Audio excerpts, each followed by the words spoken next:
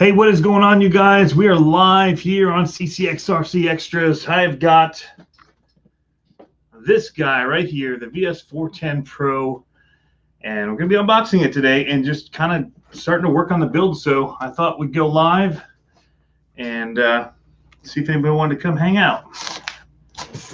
So that's what we're doing. But this thing is looking pretty cool. I've already opened it up, I'm not going to lie, and taken a quick look at it. What's in the box and all that. So,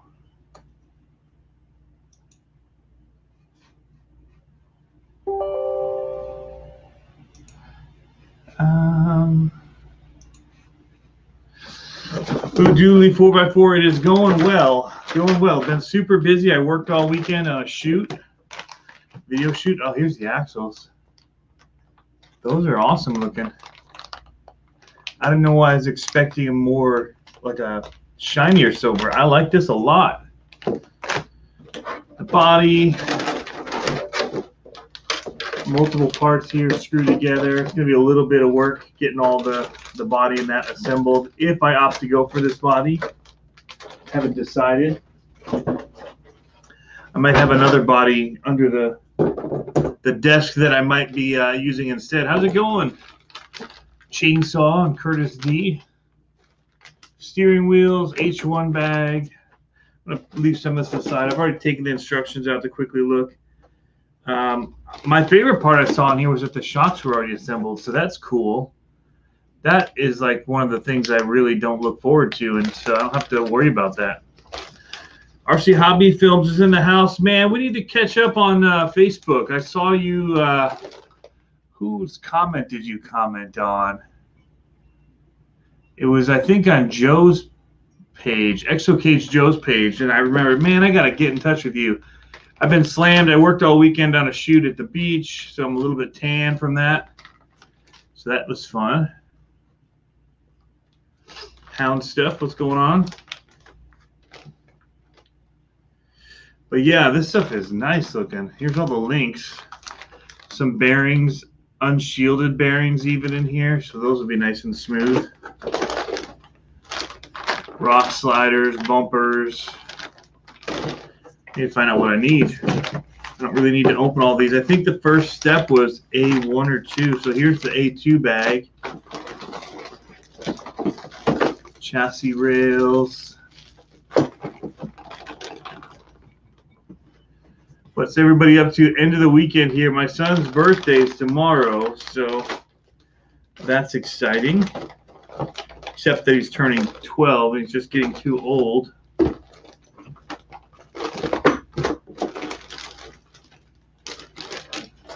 what am I missing here? Where's A1? Wheels and tires. Already out. So I just thought we'd do a little wrenching on this. This manual, everything in this is quality from the box to the way it's all packaged. It's pretty cool. Yeah, this would be perfect. I went with the Pro version. I chose it. I could have, I mean, the money wasn't the issue for me, but I really didn't want to do portals. I just like the look of a standard axle. So straight axle, that's what I chose. So we've got bag A. It says open bag A1 and A2. So it's definitely A2 here. A1 should have a whole bunch of guts and stuff for the axles.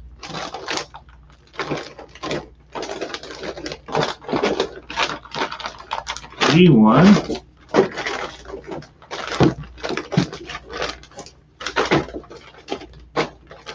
F1. C1, D1. So I've got A2, B2, D1, G1. So A, B, C, D,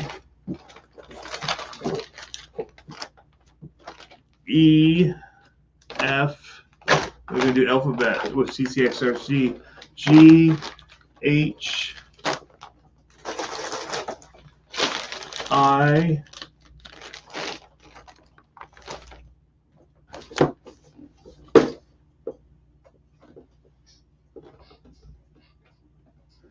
HI. And then axles.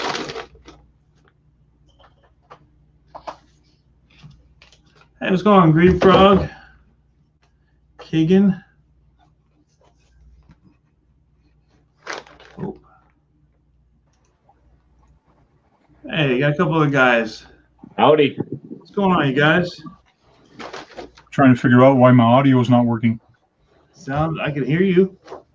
No, my audio in my tank. Oh, well, I'm trying to find out where bag A1 is. It has all the guts for the axle. What are you building? Vanquish VS4-10. Ah. And so I opened the box and I pulled a few things out, but then I just threw it all back in and closed it so I can open it on here or take a picture of the box.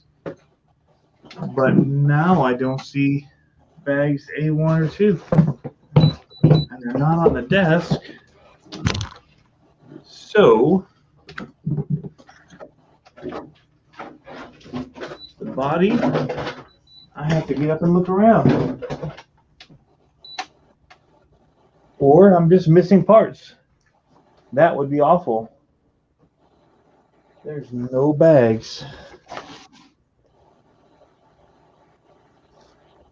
Well, crap. That was a short start to a build video.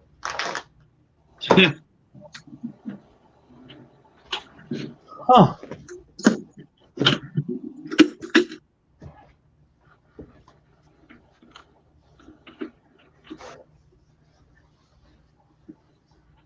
Like, are they punking me? Because I hounded them so much about trying to get one?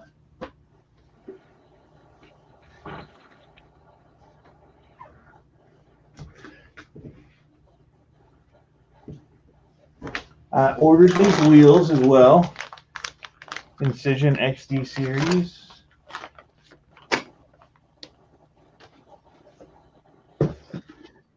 But these are all in nice bags with their stickers on them. I don't have anything even close to that in this room.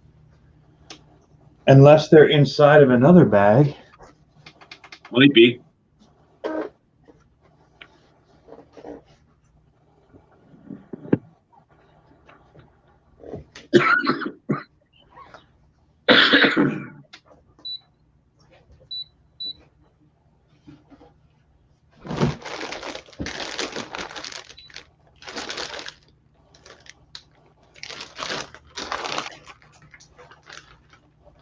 Anybody else? I'm missing Green Frog. I'm missing Big Head RC is in here. DG RC Dennis. No, I didn't have his contact. I should. I do though.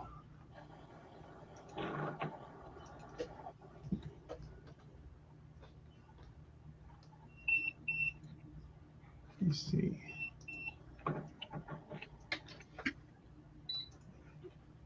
So that would be really unfortunate.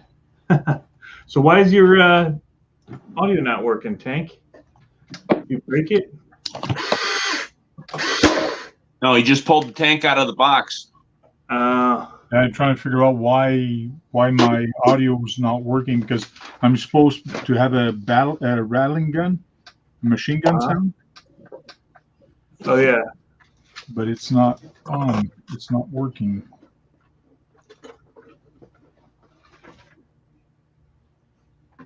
I'm gonna send this to myself.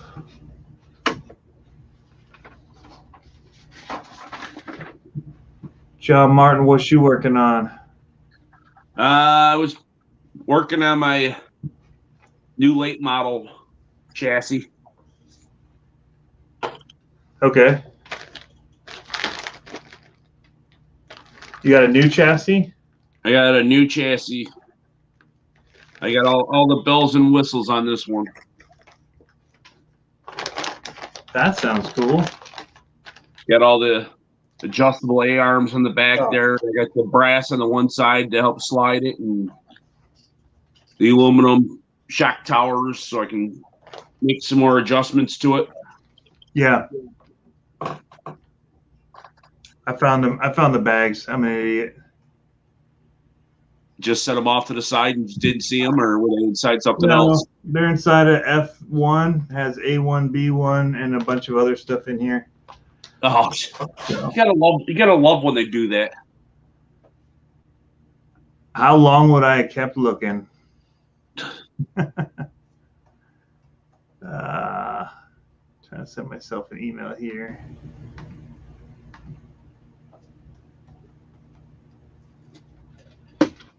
Gonna be one of those nights, I think. It's not a great start to a build. It makes you wonder, do you actually continue on? Or are you in such a state of mind that you should not be operating tools and putting something together? I already have to do it 2 and 3 times. This would be like... Hey, just think you had to look for the percentage you needed 2 times now. Yeah, 2 times Tony will be 5 times. Yeah, listen, I'm just out here just kind of goofing around, just trying to get my mind off of crap.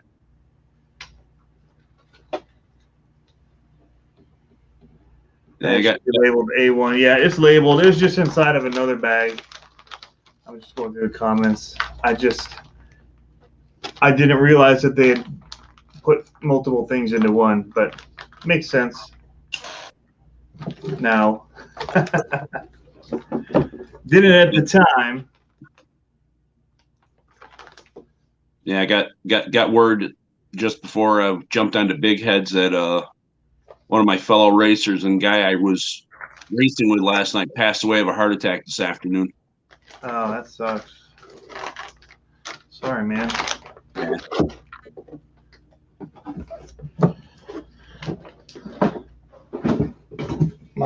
like, all right, might as well go tinker on a car.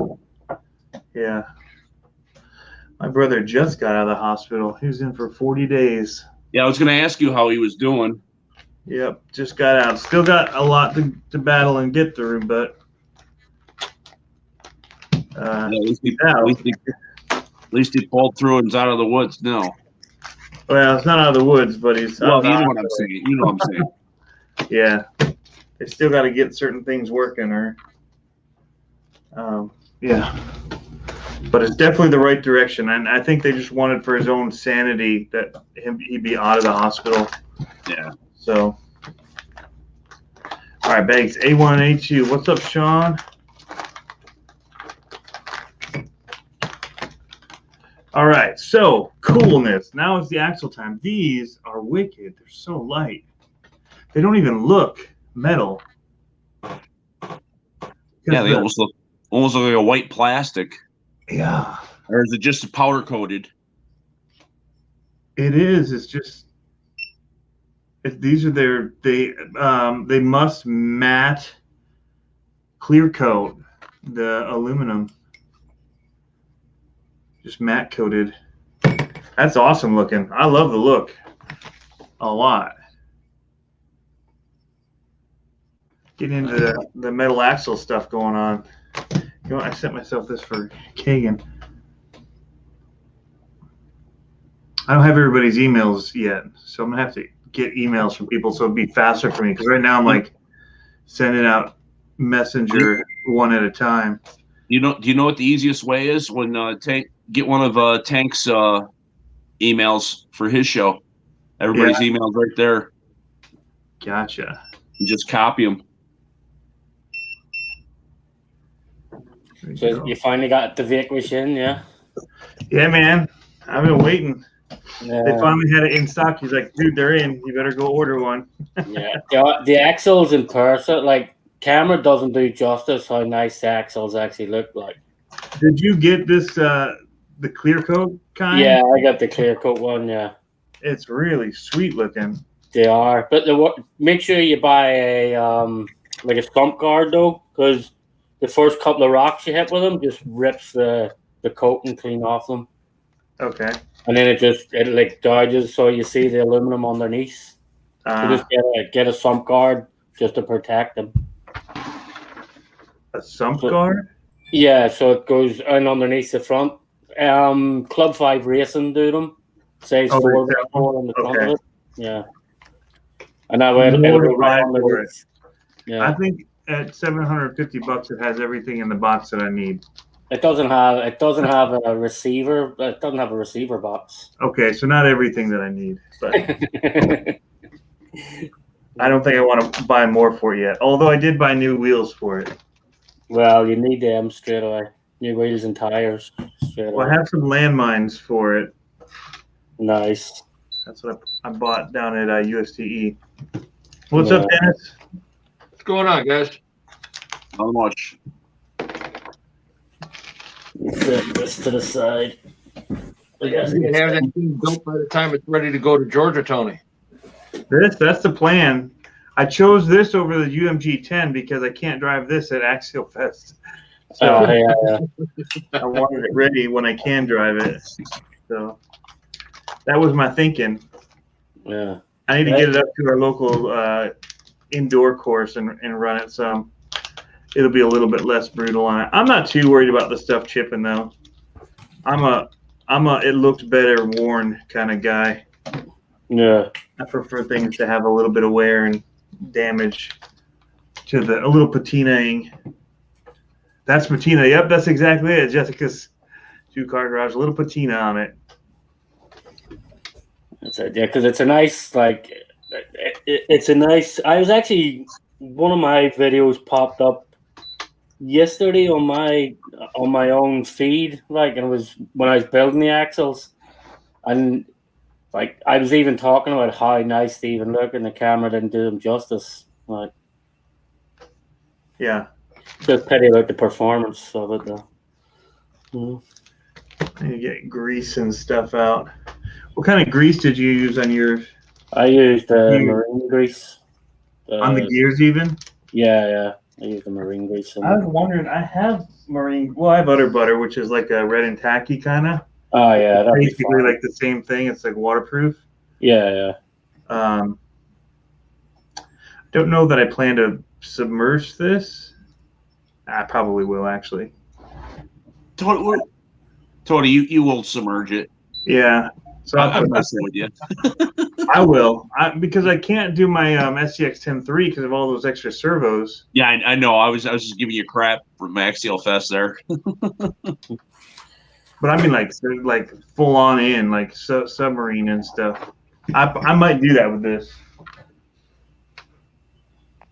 The other stuff I have is this white Protec grease. Oh, it's really smooth, but it's not like waterproof. It's gear grease. That should be fine because them axles, when you put them together, they're pretty tight and sealed. Yeah. Yeah. But I wouldn't need it for the bearings. The bearings are sealed. I'll probably use other stuff on the bearings. And you got a locker in here anyway, so I don't really need this. This is what I probably just. Yeah, propaganda said, Tony, what do you know about the diff spool of the low CLMT? The diff spool? I know I have one and haven't installed it yet because they haven't required it for our group yet. It's not that noticeable, and I don't think the difference is going to be that great that they need to. The problem is that people are running it on 3S. It's a lot of power to throw at the diffs if you're running a spool. I probably would run it on 2S. I don't know. I heard somebody was tearing stuff up with their diffs when they put the spool in, and then they fixed it and they put in another one. It was fine on 2S, but 3S, even the new diff was getting chewed up. So either they got something wrong with their mesh, or I don't know what. But yeah, their mesh must have been messed up for it to mess the gears up badly. RC propaganda. Yeah, there are races. It's only the center diff that has to be locked up because monster trucks don't have center diffs. And again, people say, does anybody have diff problems? And I think they're talking about like the ring and pinion gear, and not actually like the internal diff gearing. So I don't know. I mean, it's such a tough. I've done so many backflips and hard on forward, hard on reverse, from one to the other on the brakes all the time, and I haven't had any clicking in any of my axles. So I don't know how putting a spool in there. I guess it would come down to how their driving style is. I would only do it probably if I was racing, because people drive different when they're racing than when they're bashing. But I don't know. I'm gonna do it. I have one, so I'll know soon. But Yeah, because even that set that you installed yesterday, they were freaking good. Even like, the axles. Oh yeah, you don't really need it.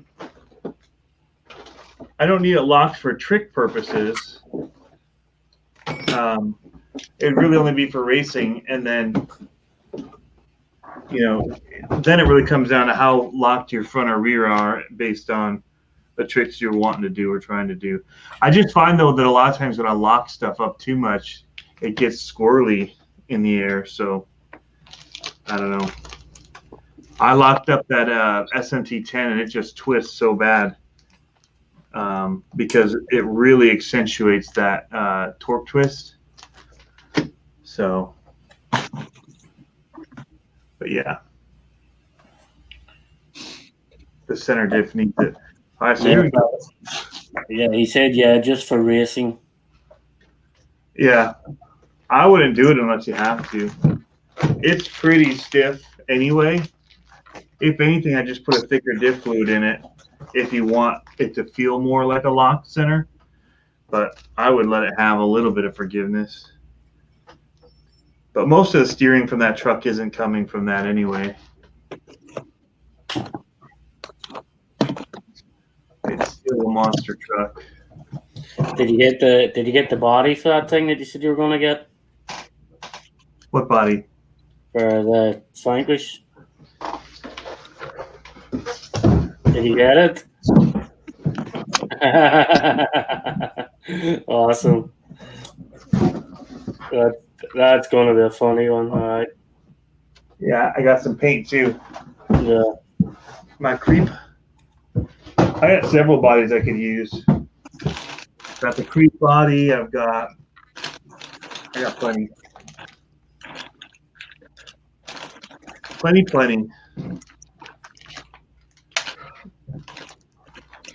But I'm really liking the crawler stuff. I need to get back out.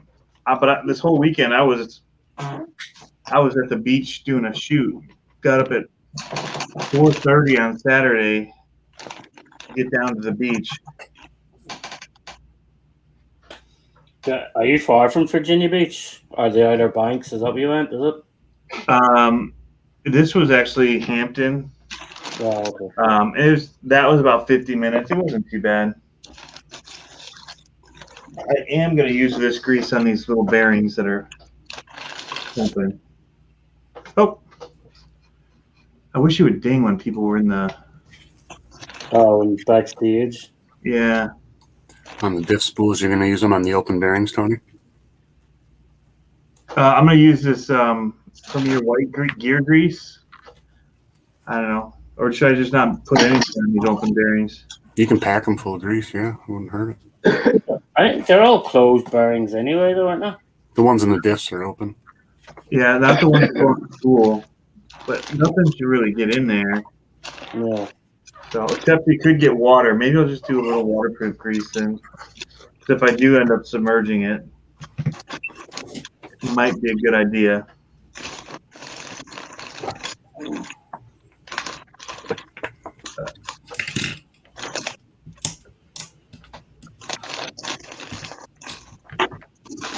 What tank is that one, Tank? Hanlong.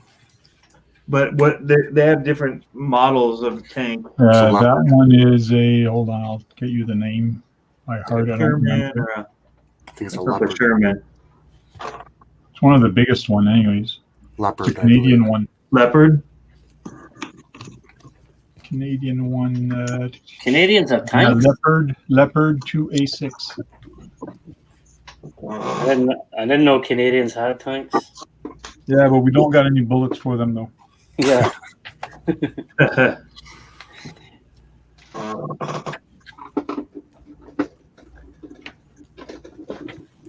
have a couple of different nut drivers there with you, Tony, too, do you? Yeah, they have a variety of sizes in the kits. For Yeah, what? I don't know. Yeah, I don't know why they done that in that kit. Like you have to have. Like Oh, American? Like there's standard? there's 2 or 3 different freaking Hex drivers. hex heads on the kit, like putting the chassis together. It's crazy. Really? Yeah, they Yeah. have 4 shown and 2 nut drivers. Yeah, instead of everything being one size, like Well, I think they maximize the size for maximum strength. They put the biggest screw they possibly Yeah. can in every location. Oh yeah, here's a 1/16 inch. Yep. That'd be like the 1.5, yeah. Oh no, there's a 1.5 already. I'll What be the back crap in a is bit. that about? I'll be I back. forget what the 16th is for.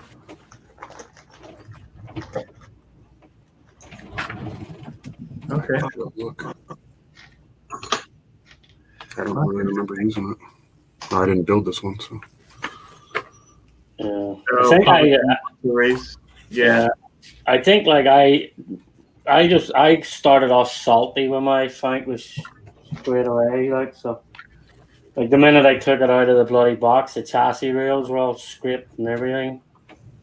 Like, so I think I started off salty with it. Yeah, it just dropped all that money and then.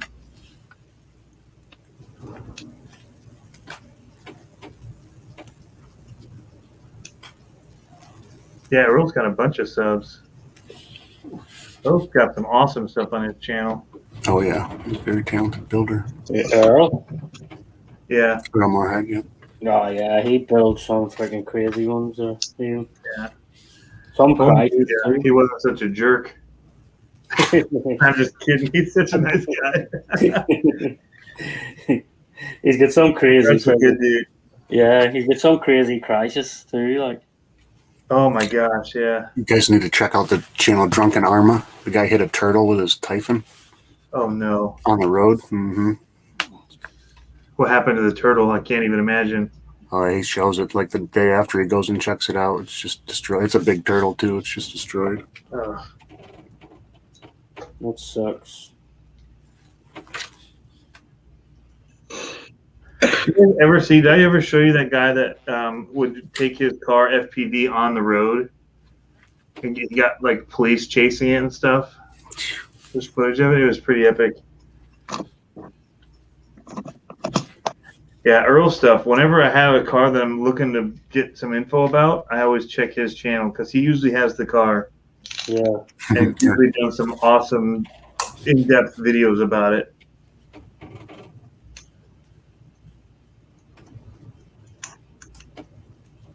Even some extra time to work on my doors when I'm sitting here. Too. Anybody gonna do any special Easter style videos? I just saw RC Propaganda says he's gonna throw some chocolate bunnies. Are they hollow bunnies or solid chocolate? Ooh. He always got ripped off when he opened it, and it was you could tell by weight, obviously, but yeah. Wasn't solid. You ever freeze your chocolate bunny and then gnaw on the chocolate when it's all frozen? Yeah. He says they're hollow. You got gypped, man. Mm-hmm. Your dinosaur will appreciate it. Well, he's gonna hit him with the RC car though. Oh yeah, duh. Not for eating. Oh, maybe he means he's gonna destroy him, like eating them, like special brownies. Colorado brownies. Maybe I totally misread that. I'm all thinking like Easter bunny video.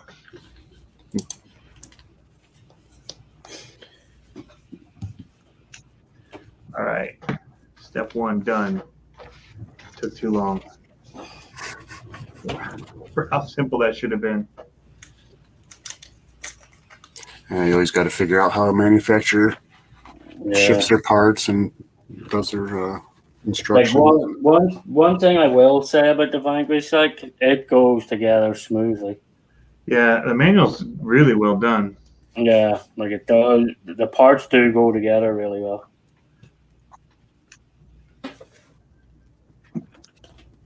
That's not the right bearing at all.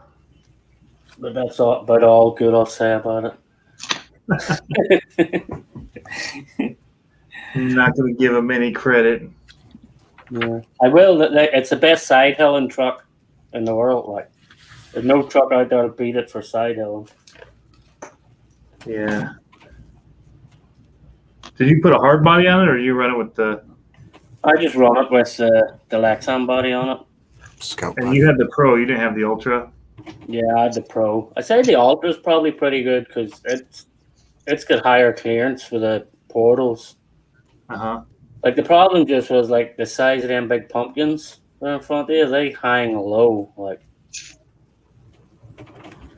Drag link's pretty low too. yeah, like the pumpkins are just really low. So Hey Tony, what length is some screws that go into the LMT axles for the steering knuckles? Say that again. What length are them screws? what lengths do you want them to be, John? That go into the axles. Yeah, For the knuckles? for the front for the steering.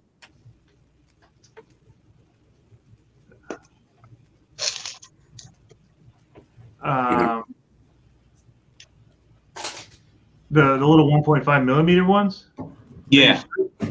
I'll tell you exactly what part you want. Hold on. Oh, I picked up an RC screw kit, so I got stainless. Okay. Well, I'll still get the size for you. These are 2.5 millimeter by 15. I got Dubro ones. Oh, it's over here. I'm pointing. Okay. This is what somebody recommended. So I ordered like a boatload of them, and then I remembered I changed out my axles already, and I don't need them. So, yay me.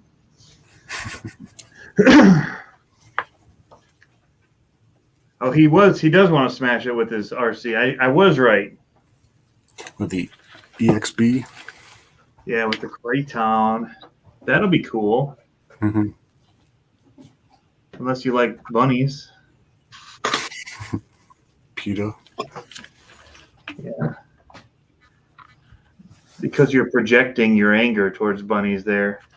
It's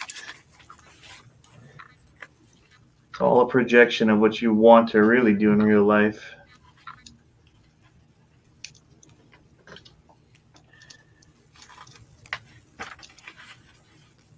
Sean, Yeah, will I figure everybody's building something. I might as well yeah, finish putting these axles back together so I get the LMT back up and I running. know Dennis should be building. Yeah. Hey. Or painting. As soon as it quits raining, I'm going to start painting. Yeah. Are you guys getting the crazy rain they were having in Tennessee? All that flooding. We got all kinds of rain coming out right now. Hell, it's cold. It was snowing here. Well, it was 80 degrees, and I was at the beach today, so we did have thunderstorms in the morning, but they cleared, and we went out and filmed. Yeah, it rained here all day. Just didn't stop. Yeah, it started raining here about 4 o'clock in the morning. Hasn't quit yet. It went from 70 degrees yesterday down to 47 today. Yeah. Hope that's not coming our way. It probably is. If Sean gets it tomorrow, you guys are going to get it. No, if I get it, We're further south. yeah, if I get it, it's already past Tony. Then, like, so if I get it, Tony's get saved by it. Well, they were talking about it kind of swinging up north and then kicking back over to the East Coast again. It was a jerk of a storm.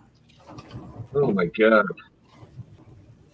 It rained all day Friday. It was nice Saturday. I didn't get a chance to really do much yesterday. I went out for a little bit, crawled, came home, did some stuff around the house with the wife. And then today went over to my son-in-law's and hung out with my granddaughters. Now I'm sitting here playing with the stupid laptop trying to get it working right. I had to do that right before I started. I haven't powered this one on in a while. Some updates or something? Yeah, Windows. Well, I had to. It wouldn't like the screen wouldn't turn on, so I had to like force quit it. Just hold the power button, and then when it turned on, I was like updates. I'm like sweet. Can't wait. Yeah, my son-in-law gave me this one. He said he hasn't had it on for like 4 years. So Yeah. You're probably going to be sitting there for a week and a half updating it. Yeah, probably. well, he's got Good luck, the old dude. Microsoft Edge in it. Now I'm just putting Chrome back in it so I can do stuff. I got StreamYard and Zoom saved, and oh my God, I'm on my phone right now trying to go back and forth with this, and it's driving me nuts. Yeah. All right. So first step, I'm already on the third size hex wrench. 1.5 to 2.5. Is that what you were talking about? Yeah. I know. I don't know why they done that. Like, it's just weird. I mean, I'd go with as big as you can for the part. So if you can put 2.5s on something like here on the outside where you really want to wrench it on there, I'm all for it. They probably can't go bigger on the internal ones. That's nice though. So this goes together a lot like the Vidavon does, or that Ford axle where the diff is clamped onto this part. Yeah, it clamped on it. Only the one you have. I could see why. I even commented. I could see why a lot of people will be running their axles backwards. Yeah. At least that one you sort of know what side to put it in. It'll only the screws only line up one way. Yeah. Yep. Your Loctite and everything, obviously, right, Tony? Yes. Vibratiting it. But it's the same thing, basically. Like hook and loop and Velcro? Yep. I think. Are you freaking kidding me? I really like this Vibratite stuff. It's a nice gel. Oh, a little thicker consistency. Yeah. So it doesn't Nice. go flying out. Yeah, you tend to waste a lot with the thin stuff. Yeah, the blue Loctite, man, you end up wasting a lot of it. Well, that's good. That is good. So I had a buddy of mine tell me that I should be taking all the shields off my bearings. Early on my, Packing them with grease and then put the shields back in? No shields. Unlike these internal ones like this Okay. in the So gearbox. So the grease can just move in and out of it freely? Yep.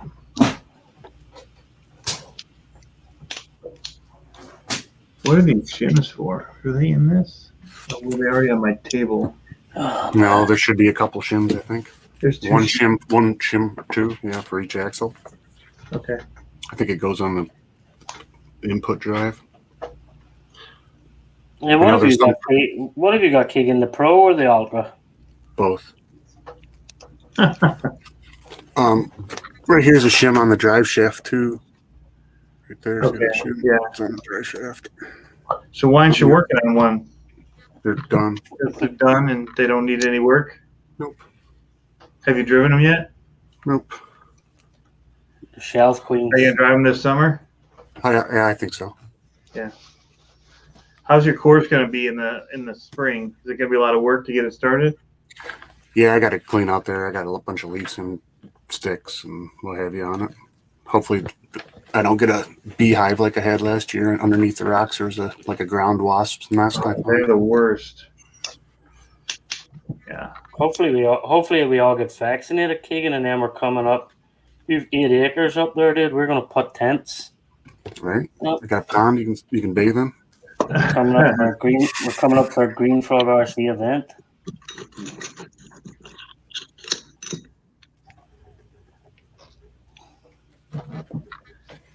They get cooling up at night to camp up there. Oh yeah. Shit, you're north enough. Yeah, you just gotta would find some never- shade in the morning to wake up in. But I got trees and stuff. It's key to.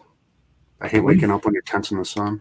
Yeah, we grew up tent camping as kids. I would never do that down here, ever. Too hot, too sticky. Oh, the humidity, yeah, it's the worst. It's the worst. There's a little bit sometimes in the summer where it's hot and nasty. You can barely use a sheet to sleep with, but for the most part, it's not too bad. Joe says it's cold in Illinois as well. Yeah, like I said, it was snowing. It was spitting snow earlier here. So Snow. yeah, RC Really? probably kind of wants to get back out, he says. There was snow in Indiana too. So I'm just saying. Ohio, Indiana border. I don't miss it. I mean, I miss ice skating. That's about it. Yeah, it can be tedious when you get a lot at one time. We didn't have good enough skiing in Michigan to make the snow worth it. I mean, you're down the hill in like 30 seconds, then you wait for the chairlift. If you're maybe out in Colorado or wherever where your runs are a little bit longer, I could see, like in the snow. Yeah, everybody likes the snow. They have to start shoveling Yeah. Mhm. Driving in it. I just tractor it now, man. it. My buddy comes and plows mine, but I still gotta shovel sidewalks and clear off around the edges and around vehicles. And I got like a 100-yard driveway probably. Yikes. Yeah, 100, maybe just barely 100. Yards, that's substantial. Yeah, it sucks. Brandon says snow here too, blowing up. Oh, right now it's snowing. yeah. I haven't looked outside in the last 2-3 hours, so That's crazy snow this time of year. He's got a snowplow on his TRX4 Sport. He can use maybe one last time. Yeah. Where did the tank go? Where's the tank? Maybe he's figuring out the sound for his tank. Yeah. Man, I got lucky and guessed the right size. These are The bearings, you're saying? no, for the knuckle here, steering knuckle, because you have to do it the right way because they're different top and bottom. Yeah, The mounts go for these other parts. yeah, the little silver tabs dropping Yeah, in the there. tabs. Yep, that's it. Inserts. I got lucky and just put one on, and I started looking at directions and said, Yeah, it's fun to try to put it all together and then Yeah. zoom. everything's really good fit so far. It is. Right. I will say, like, it does go to even on the chassis. Like, everything goes together really well, really smooth. But Body's nice too, even. It's a good designed body. yeah, Yeah, it looks like some work though. I Yeah, got some orange paint for mine. that's what Sean's was, orange and white. yeah, I don't know, orange and white. I actually remember got stickers from a Gen 8 and cut the stickers with the stripes in them. I actually cut them to fit the side of it, Nice. so it Yeah, actually that was a looks nice like a touch. stripe. You got a sunroof in yours too, right? You left Yeah, I the put a sunroof. sunroof when I sprayed it. And how I done the sunroof is a sticker for a TRX4 Defender, the back window, the double window, that fits perfect. So put that sticker inside the lid. It fits perfect for the size of the sunroof. And then when you sprayed everything, just peel that sticker off, and you were left with a perfect sunroof. Mm. Nice. See the detail inside a little bit better. It lights it up. Yeah.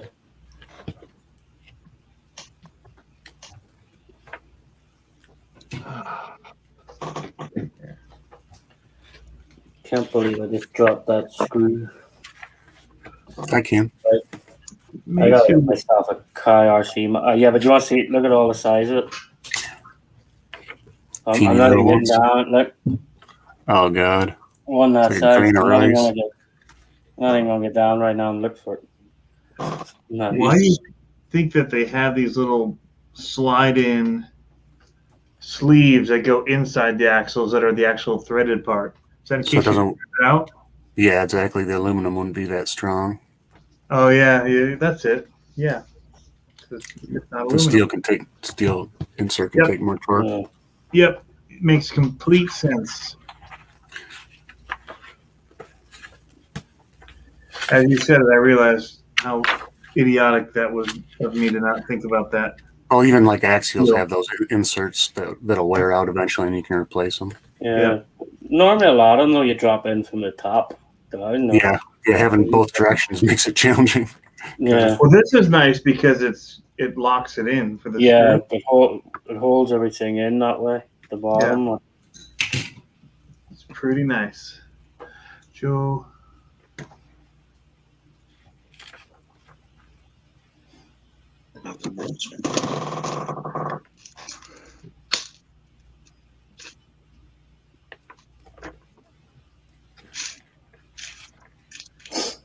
Jessica, you can, if you shoot it with your phone, you should be able to flip the video. And depending on the phone, if you use an iPhone, you can actually go into iMovie and rotate the video so that it's the right way, and you don't have to reshoot it that way.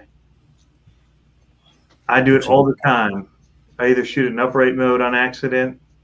I turn the phone sideways and hit record, but it, for whatever reason, still shoots it upright. Yeah, or you can just, when you open the video, if you're on an iPhone, when you open it, just on the top right-hand corner, you get edit. Yeah. And if you hit edit, that'll give you the option to rotate it. And that's new. Okay. Yeah, so it'll give you the option to rotate it. The 10, yeah.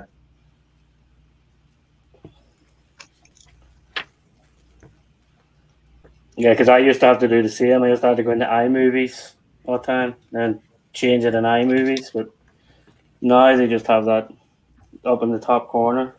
Yep.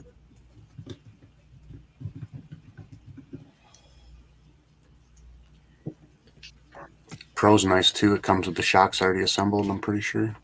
Yeah, they are assembled. I looked at that and I said, I like these guys. This stuff darn shocks that I hate. Drive shafts are assembled. But you know what? I did them for the SMT10 multiple times now, and it's, I don't know why in my head I just dislike it so much. It's really not that bad. Yeah, once you do a few of them, it's fine. Especially if you got the right tools too. Me with racing, I'm constantly building shocks, so. Yeah, people were saying, man, you got your LMT tuned so well. Your shocks and everything. What'd you do? I said, I didn't touch them.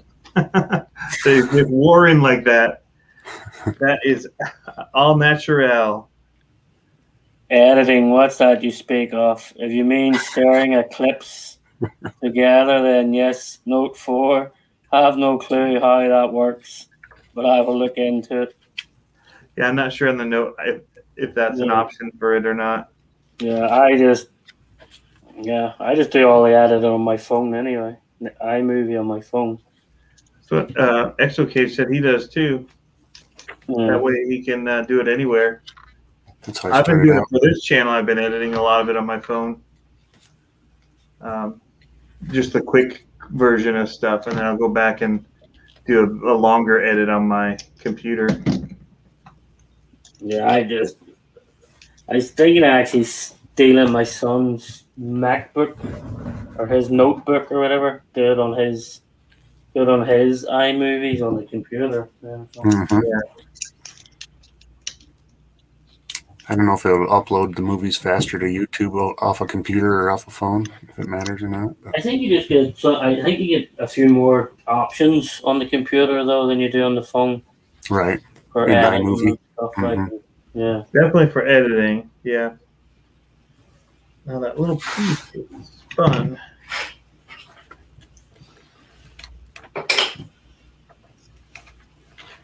Of course, I said I wasn't going to look for that screw, but I actually freaking need it now. OCD's kicking in? No, just I can't go. They don't give you a spare one. Can't make them any smaller and can't afford to give you an extra. Yeah, I thought there was a couple of spare ones in the bag, but not that size. Yeah, might as well get a magnet out or something, or a magnifying glass. Magnifying glass, isn't it? That's the worst of it. When it hits a wood floor, it could go anywhere. That little piece twisted. Oh, looks like Francois backstage, Tony. I need to add a little ding noise or something. I think I can do It's a that. good idea to put it in the chat. I wasn't smart enough to do that. I just sat back there patiently. Automatically add shared screens videos to stream. Maybe that'll do it. Guess play sound when they enter. I'm sure Tank knows would tell you how to do that. I have no idea about StreamYard. If I don't use StreamYard on my computer, I can't use it. Doesn't work on your phone? Yeah, for some reason on my phone, it just always breaks up and cuts out. You might need to use it on Chrome on your phone, not on. I know that it doesn't want to work on. Safari or something. Yeah, maybe? Safari. Yep. I never saw that. Maybe. RC for all, sup. RC hobby films, sup. Try using the Filca Pro app, Joe, and from on editing. Audio is working now. My speaker was Sorry, what did you say about your speaker? It was unplugged inside. Okay. From the factory? Now. Yeah, from factory, yeah. That's fun. Send it back to them. Hey, Jake. That was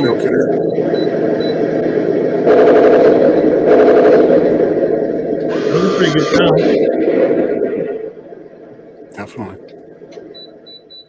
What's the dimensions of that, Frank? Would it fit perfectly on a 1/14th flatbed trailer, or is it too big? They're pretty big. It would fit, but on the low boys, like I wonder if it would fit on a low boy. But even the real ones hang to the sides. If you look at them, it hangs off a little bit on each side. Yeah. Because they are 1/16th. Okay, so it's different scale then, technically. Yeah. Ooh, almost cut myself. Wasn't paying attention. So our Earl Moorhead, the Vidavon links, wonder how they work. Based on what Joe was doing and saying, they look awesome. But I probably, if I get them, I'll probably only get the bottom links because the nice thing is there's no rod ends on them. No. The bad thing is it's $150 if you do all 8. And it's a lot of money to spend on links. After So you do the axles. I would probably do just the lowers because the uppers I've never really had that many issues with on any of mine. I mean, you might get some of the slop, but I think that it's going to be a lot of it's going to be mitigated by the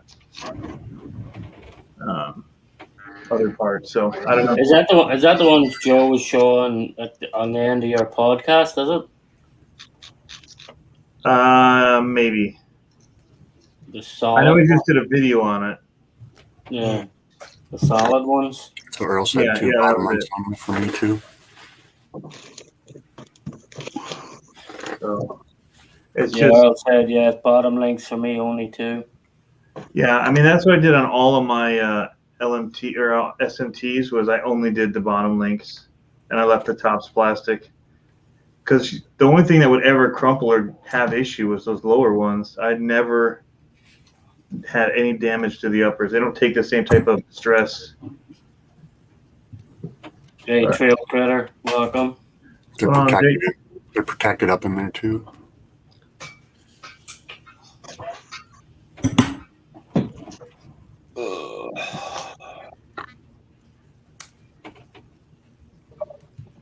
That's enough of this laptop for one night.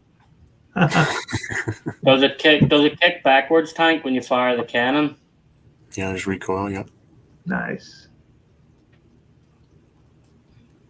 I seen a video that Joe posted on YouTube earlier with Javier and those guys over at his place and running that tank. That was pretty cool.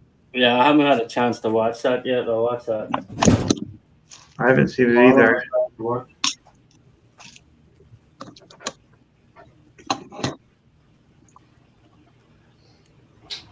These videos kicked my butt this weekend. I haven't seen anything. There's so many messages I haven't responded to from people as well. I got notifications all over the place. I haven't looked at anything. I haven't even looked at Facebook. I always show people, they don't believe me. They're like, hey, what's your phone number so I can text you? I'm like, dude, don't your best bet's Messenger. Like, I know you want my phone number, but like, I have 11 missed calls, 138 text messages. Wow. 94 YouTube notifications, 5 Messenger, only 3 on Instagram right now. I don't know how that went down. I must have accidentally clicked on some, but like, yeah, no, that's not the way to get a hold of me. Yeah. I had to set my wife's to Peter Griffin. Who's texting me? It would stand out when I get a text message, and I would actually look at it because I was getting in trouble for not checking my text messages about grabbing things at the grocery store or whatever. What's going on, Taz? Hey, Tony, at least you didn't do what I had to do to my wife to get her to answer mine. Oh, yeah? She's constantly on Twitter. So I sent her a message to ask her if we had milk in the house because I was heading to the grocery store. She didn't answer, so I pulled over the road. I can't believe I find that. I downloaded Twitter and told her I had a flat tire. Go grab my 3.5-ton jack out of the garage and bring it to me along with the impact gun. She loaded it all up, drove over, and I go next time. She goes, "Hey, you don't have a flat tire." I go, "Next time, answer your phone. Do we have milk in the house?" Go put that stuff back in the garage where I had it. For some reason, she answers my text messages now. I don't know why. No more wild goose chases for her? Oh no, she like I said, she learned the first time. That's funny. I said, you know, a 3.5-ton floor jack isn't exactly the lightest thing in the world. Call you Taz. Steel one for sure. What's that? Steel one too. Yeah, for sure. Yeah. Oh yeah. Trail Critter, I'm working on the VS4-10 Pro. Just finished up the front axles, I think. 3 axles. Now I have to put the 2 shims on. And then I think one shim for each axle. It says ×2, and it shows it pointing to Okay. the drive shaft. So I'm guessing that they just slide on. Oh yeah, both of them go on it. Yep, you're right. Just to firm that up so there's not slop. Yep. I believe I find that screw, man. I think I put shims on the axles out by the tires too, because there's a little bit of in-out slop on the.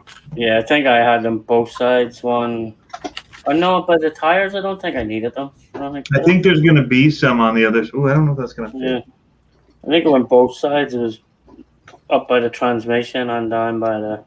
Oh yeah, that pulled it out. And there's still a little bit of. I think you want to slide them out. Maybe when I tighten it down, it'll be all right. It'll probably have in the other bag for the other axle 2 more, I'm thinking. Yeah. Yeah, I got this based on Sean's recommendation. So, if I hate it, Well, if you hate it, trade it down. Be like Sean and trade it for 2 RC4 drives of greater value. There you go. I'm one of those people, though, that I won't do a ton of upgrades to it. I don't know about you guys, and you guys are upgraders, so I may be stepping on toes here. But every time I go out on the trail with people who like customize, the hell out of their trucks, they're always broken like 5 minutes into the run, or like they're always breaking down or having issues. Well, that's because half the time they have them as shelf queens, like, and then they never run them. Yeah, like, that's the thing about mine. Even though mine are all like a lot of them are all scaled out, I bloody run them. And yesterday I was out with a guy XJ, and he was like, "Dude, I can't believe you're just running these hard bodies over these rocks like that." Because even a couple of times, one rolled over, and he was like, "Oh," and I'm like, "Why are you wincing? It's my truck." And he goes, "Yeah, but just hearing that hard body bouncing down the rocks, like, Yeah. It's like, but some guys just take them out every now and again, and then they're never Like they spend more time working on the friggin' thing on the trail. Well, it's just like they put on all these custom. It's not like so. I'll customize certain things. Like I'll change turbos, I'll change electronics.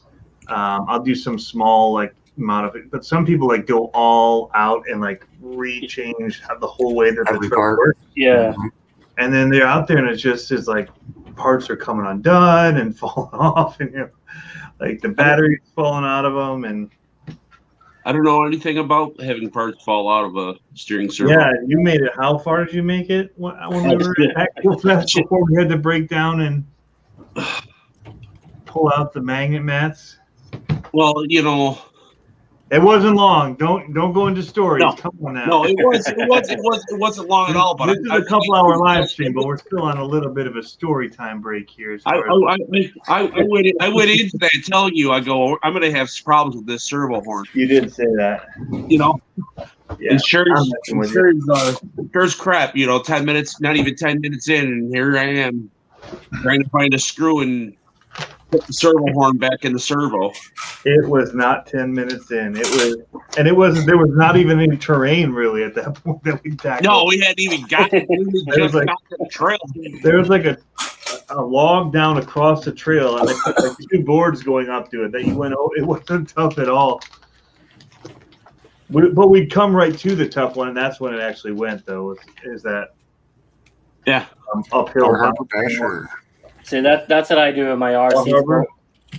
Like my RC 4-wheel drive bodies, I put the screw. Do you know what? Some people use the pins for the body. I don't really like doing that. Like, so Tony stole my 10mm blue range. Like some people like using the pins for the RC 4-wheel drive. I don't like doing that because the pins always just come loose, I feel. But I use the screws I use to put mine on. I use them long enough for emergency friggin' horn screws and stuff. So if I lose a horn screw, I just take one out of the body and put it straight into the. I use them as emergency screws. Spares. That's a good idea. Thinking. Yeah, it's just the handy way to do it because the servo horn screws, the one. I don't know why. For some reason, I always forget to friggin' Loctite it. I never put Loctite in the bloody things. Well, that's the funny thing. I did put the Loctite in it, and it still come out. Of course, it was because I changed the servo out right stock from this thing, and it was a different size. So I had to go to the hobby shop, and all they had was an airplane one that fit it. So that's why I threw that in there, and sure enough, screw come out, and I was like, "Damn it!" It didn't take long though to get it going again. No. It was more just pulling the stuff out to get to it, to do it, than it was to actually pop it back in place and center it. Our friend Basher Crawler though was busy bashing his crawler. Brushless, whatever castle motor he had in there was stupid fast. Yeah, he broke his. Remember that? Because he kept doing stupid stuff with it. Well, yeah, he had the 5700 or 5600 or whatever it was in there. Yeah, I didn't realize like how top heavy that bloody Unimog is. Even the guy I was over yesterday, he had the Unimog with portals on it, and man, it was rolling over for stuff. Really? Yeah. The axial one? Yeah, he had portal axles and all on it too. Like, I wonder, did he have it? I've seen a couple people run it, and it looks pretty good, but yeah, it does. It looked freaking killer. Like, look, didn't have a lot of accessories on it or anything, right? Even when it was going up over stuff, like the slacks on it looked great. But I was like a few places. What would it have? Maybe just the interior. way you set up. You got the interior, you got the roll cage. Portals, I think the portals just raise it up a little bit higher too, like so. You probably need to do the weighted ones if you do it.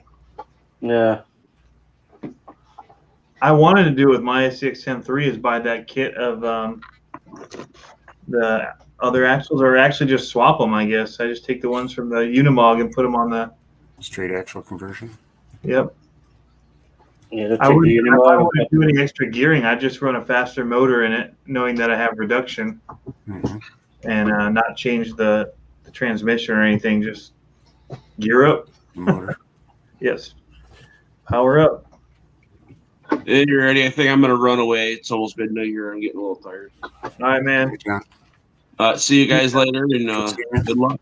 Good seeing you. Later. Take it easy, Joe. See the big size difference between the two tanks. This is the new one, and this is the older one, but they're different tanks. They're different model numbers. But actually, this one is actually 9.5 inch wide, and this one is 8.5 inch wide. So No, scale-wise, they're different, even? No, they're both 1/16 scale. Okay. But in real life, they do make different size of tank. Gotcha. But they're both 16 scale. But this one is 9.5 inch wide. This one is 8.5 inch wide.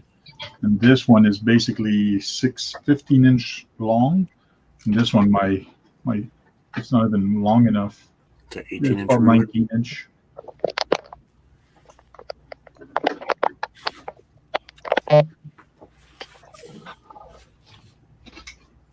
Yeah, propaganda hopes that they come out with a new Unimog with portals. I think that's probably why they discontinued the one they have. Have they? Maybe. Well, the 6x6 they discontinued. So. Well, that's just because it's a 6x6. Yeah, but I think they'll bring it out with portals. So. Okay.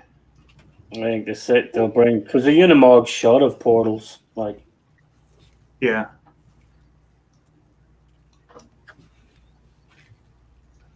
If any vehicle should have portals, it should be the freaking Unimog. True.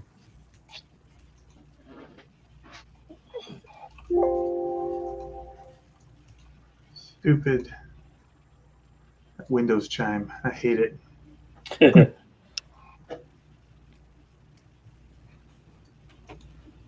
All right, Jake.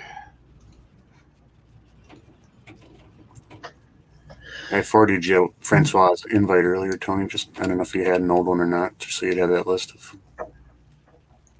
The problem is I don't have much on this control on this this particular computer. Okay. I don't use it very much because I use my Mac, but I'm trying not to always be taking my Mac off. It's such a pain in the butt to move it over here and then reset it back up for work in the morning. But so I need to get an email set up on here. Getting around Windows is so hard for me. If you do everything on a Mac, yeah, it's completely different. Like so different. But my wife and my son, like, they laugh at me because everything I do is on a PC, even at work and everything. And then I come home and they've all got Macs, and I'll be trying to do something on theirs, and then they're laughing because everything is just completely different. Like, yeah, supposedly more user friendly. Yeah. For students and stuff. Supposedly. Touchy subject with portals. See, I'm not one of those guys that are anti-portal or whatever, but I like the look of straight axle. I love the performance of portals. I think they're weird on a Jeep, unless it's a really off-road Jeep. You don't see many people doing it. But so it was kind of a weird choice that they released the Unimog not that much earlier, I don't think, than the. How long was it before the SCXM3? Was it that long? Maybe it was longer. Yeah, I don't think it was that much. It didn't seem like it was that far after. Yeah, was it still Hobbyco when they released obviously they'd already the technology for the portals on the 3 in the works when they released the Unimog. Yeah. But I mean, I would hope that they come out with the kit. I would love if they just came out with a ready to run Unimog. But that's me. That's not most people. Yeah. I'd be driving it already if I did. Not have upgraded. I bought a bunch of upgrades for that one. I got to build it before I can even start on those. but I got the scalar fab stuff for it. You got all the scalar fab bumpers and all, yeah. Yeah, and the sliders. Oh yeah, they do The nice. full sliders that they have, where it's the full underside of it is done as well. Wow. Nice. Well, you want the same ones that he has on his, right? Yeah, I bought everything that he had on his, that Troy had on his. Right. I looked at his and said, "Yep, that's what I want to do with it." Later, Brandon. Get one if I could build it before, but I didn't have time before USTE to build it. And when I saw his, I'm like, yeah, I'm going back to that idea of building it, because I changed my mind once I was like, well, I'm going to get a Vanquish. But then when I saw his, I'm like, nah, I'm going to still get the still going to get the UMD 10, and I got a good deal on it, so that helped. But it helped sway my decision. Yeah, I was thinking of getting one for Axial Fest myself, even like so. Well, I think on my way home from Atlanta, I'm going to swing into a shop somewhere, see if they've got a Komodo double cab kit. What shop would carry that? You know of one in particular? GSO2 Buffalo is kind of cool too. I don't know if it's as capable as the double cab or not. Yeah. Yeah, I seen the one that Adventure Time built. It's a nice truck. Yeah, the shop where I got this and the Clodbuster, he's had the Komodo a couple different times, but they sell real quick. Yeah, the GSO2 sells quick. Even Nitro Hobbies is freaking adamant at the minute. There's probably a load of them sitting in the Suez Canal right now. Probably. That's a disaster right there, man. Yeah. Hey, No doubt. what are you guys doing with that? $400 an hour. Speaking of the Fur Baby crawl, are you guys just showing up for that one day of it, or are you doing other stuff while you're there? Or I'll probably fly in Friday or something and stay to Sunday or something. yeah, check out Atlanta, Yeah. go to the Coca-Cola factory. What's going on, Brett? You working out?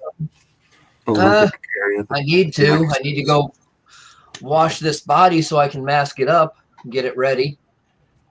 I still can't believe you bought one of them. Well, Tank, you saw a Tank just bought, right? Yeah. Are we allowed to talk about a Tank? Oh yeah. Atlanta's got a nice subway system too. Oh, come on. Atlanta has. Mm-hmm. Get you around pretty good. Yeah, I'm sure there's parts of Atlanta I definitely don't want to be going near, though. Yeah, true. The ones that the subway goes to. Yeah. Just don't tell my wife though. Here. Oh, don't tell your wife? I No. saw what you got. I was like, I'm proud of Tank. I posted it on Twitter, no Instagram, and I completely forgot that it posts it on my Facebook at the same time, my personal Facebook. People started replying to it, and then I realized, shit, my wife just saw it. Busted.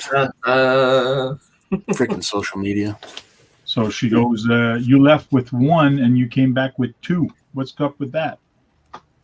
Oh, I you told her bought two? Clodbuster So is- the you- Clodbuster, the store gave it to me so I can do a video build for them. It's plausible.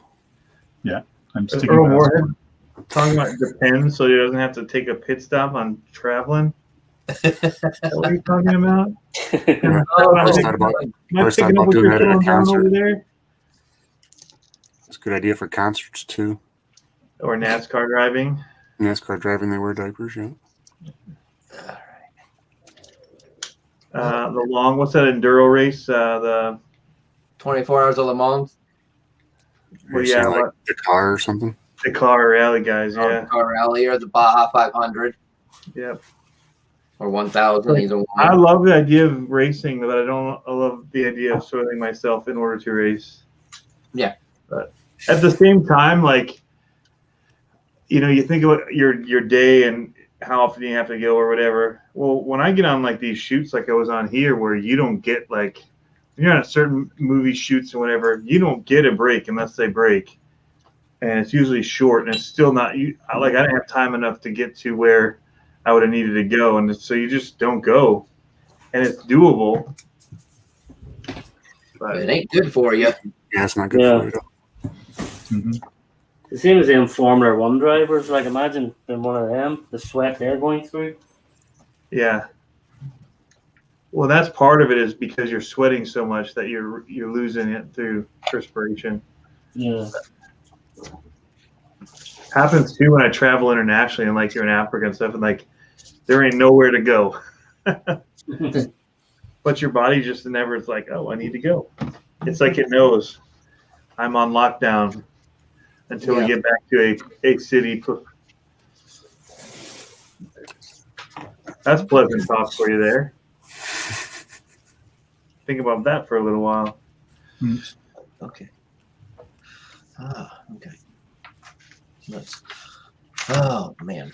All right. So Dennis, are you sticking around with extra? What's that? Sean, what are you doing on the floor? It doesn't look good.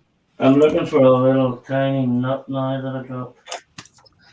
Hardware hunt. Yeah. Yeah, that's why I'm sitting over here with this nice Cower C mat on my desk. Lost the screw, now he's losing his I know. nuts. I need to pick one of them up badly. Yeah, as much time as you spent finding screws, it would have I paid for know. itself. Even put a towel down. Yeah, or yoga mat or whatever. Yeah. Yes, Or, like you know, the tiny ones. You could change it out like Basher Boy sheets. So every Yeah, time you you're start building on your on bed. Yeah, I normally try and don't move until I hear it hit the last bounce. That gives me an idea of where it was. AZ Froggy, I just got notification from YouTube that you just uploaded a video 42 minutes ago, which is cruising the D12 a bit. That was Just got multiple notifications days for that. ago. Yeah, I got it. Goes 42 minutes ago. You posted that, and then I click on the video. It was posted 3 days ago. Jeez. And these assholes go together so well. Yeah. I've been Yeah, getting that machine too is- with everything. YouTube's messing up notifications again? Oh yeah. It looks like it. Huh. Supposedly, if you unsubscribe and resubscribe and undo your bell and redo the bell, Oh, it don't help. no, it still doesn't help. No. No. Jeez. He's got to be running his UDR. Or his, no, probably his Revo. The guy up the streets outside running his RC. So it's either the Revo or the UDR. Oh, yeah. I'll be able to tell if I hear it wreck, I'll know which one it is. It's the Revo. He just went sliding on the road. Oh man. Red plug here. So, Thread locking it, but I don't know that that's a good idea. Yeah, you might as well. You can't really tighten it down with anything, you know. There's no. Yeah. All right, guys, I'm gonna Interesting take off. choice. I gotta get up early. All right. All right, Dennis. Can I get it? Oh, Good luck with the computer. Yeah. Kevin Jabs, what's up, Oh. man? I'm gonna Hey, smash that Kevin. computer with my hammer. Well, good All right, luck, we'll see you Dennis. We'll see you, man. Have a good night. Very nice. All right, thanks. Later. See you guys. Oh, good, and Dennis. So yeah, Tank got a Clodbuster. Yeah, you got the black edition too, didn't he? Oh yeah. That's the one to get. What's the first upgrade I need to do? Steering servo. On Well, X. it doesn't come with one. I'm going to put it. I think I got a 25 here. No, I mean like redo the whole setup. You Oh, want yeah? to do Okay. on-axle steering. It's the best way to do it. Okay. I just did mine stock for right now. I just wanted to get it going and drive it. Yeah, which is totally fine too. But I mean, that's the first upgrade is getting the steering. A lot of us just lock the rear and do a. And when so the first upgrade is the steering knuckles have little 2 tabs on them. Grind the tabs off. Oh, so you get more throw? You get more steering that way. Bump stops of some sort or something. Yeah, I got them right here. Hold on. I know exactly what you mean. I was thinking about doing it. Limiting bumps. whatever they're called. Yeah. Yep. Now, because they're doing 4 steer is probably why they do limit it. Yeah. A new RC person would be all over the place if they had full 4 steer. But for advanced drivers like yourselves, you can totally handle it. Why don't I have a knuckle in here? I should have a whole box of them. I could pull the wheel off and pull the body off. Here they are. I have a bunch of them in here. I'll pull the battery out. It's not plugged in, but it's still in there. These ones are already trimmed. I usually trim them all when I get them because the other thing, so there's 2 spots you can trim. So it's right here and here on both sides there. Yep. There's 2 tabs, but you can also, this has a hook on it right here. You can nub that off, and that's what hits on the front, and that'll give you even more steering. So Okay. those are tricks that we do. Or you just get 3D printed ones that are already trimmed up. Yeah. But it's a huge difference, and it's free. Okay. But like these are the lockouts I use for the rear. I got 2 different ones. I have a J Concept one, but it's like this, and it just goes in the back. Oh, okay. And it locks up the rear end. But you can just make it with a threaded rod. Yeah. It's pretty simple. Yeah. If you want to lock up the rear and do the front. But all of mine are pretty much on axle steering because it's just much more predictable. Mm-hmm. And where do you get that kit from? Crawford Performance Engineering. You can do it on eBay, or he's got his teamcpe.com. He's like the #1 RC store for monster truck stuff, but a lot of clodbuster. He parts them out and things like that too. So if you ever need to get like baggies and stuff, so I buy parts trees like this from him. So this has like the suspension links, or anyway, he sells all that kind of stuff. But he sells a kit, but you can make it too. You just literally, it's a metal plate and a couple of links. It changes. Sorry, go ahead. I was going to say Joe Girding has a CPE chassis. Yeah. Yeah. CPE chassis. Which CPE chassis? The retro one, the Time Warp, or the race one? There's a couple of them. I see Sniper. Sniper one? Sniper Pro chassis plate set. Do it yourself. With Things Performance, he does his own chassis for them too, doesn't he? Yeah. Brett Crawford? Yeah. Yeah. Yep.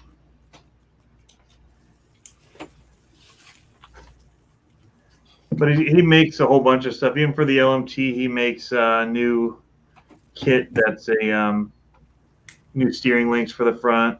So he'll have them made up so people that aren't comfortable doing it can just buy it. Okay. That don't want to do all the measuring and all that. But I don't know what that would mean if he ships to Canada. I know he's out of New York.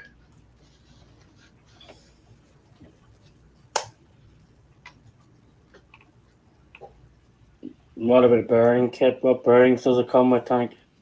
Oh, none. It's bushings. It's bushings. Just bushings. I do have a lot of bearings here. I got to double check, make sure I got them all, but I'm sure I do. Yeah. That's a very good upgrade to do while you have it open. Mm-hmm. So once those axle, the casings are together, the gearboxes, they're not fun to take apart and get to again. Okay. You're a Tamiya guy, so maybe it wouldn't bother you too much. It's a lot of work compared to other monster trucks, so Okay. drives me crazy. They also sell, if you want to be able to do different pinions, like a motor mount, they can buy where you can see through, so you can see your gear mesh. Okay. It's got a sliding plate because otherwise it's a fixed. The way that they do it, it's a fixed motor. It's right through the axle. You'll see when you build it. Holy cow! It takes 26 by 12 by 4. Holy cow! Yeah. Yeah. So Yeah. they're actually a fun build. Yeah. Mine was a blast. But the Black Edition, is there much to build in the Black Edition? No. It's the same as the one I have. Yeah, it's the same one. Oh, just you don't need to paint it or anything, just does it? Just you don't have to paint it, and the shocks are different color. Mine are red, and the cage in the front is red. His is blue. Instead of blue and red. Yeah. I like the blacked out one.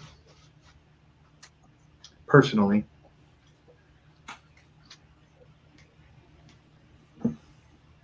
I didn't use the body on mine though. I actually have 2 of the bodies, the Black Edition bodies. Yeah. I'm thinking They're about really cool. I wish I would have, but I'm thinking about getting an extra body just to do up and you just have ready when this one gets messed up. Snipe Pro chassis plates. Oh, so his is he's got a Sniper Pro. chassis. Yeah. That's cool. I don't have any Claude race chassis.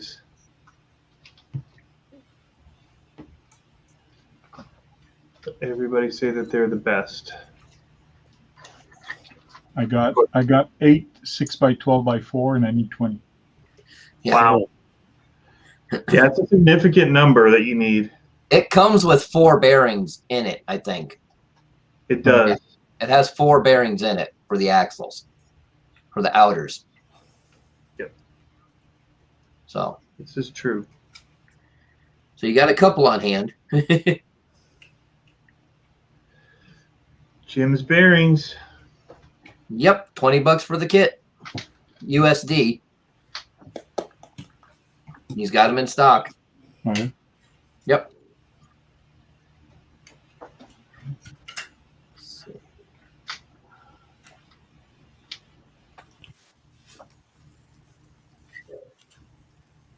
Does your hobby shop that sells that to me and stuff, do they sell those kind of upgrades for him? Bearings, kits, and all that?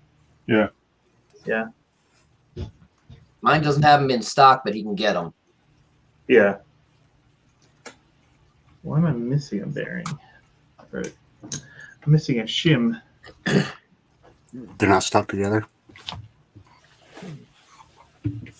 No, I wonder if they were stuck to something else.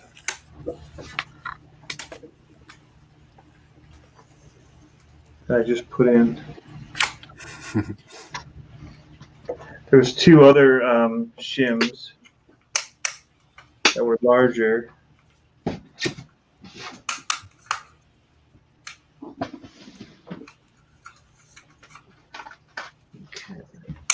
So bang.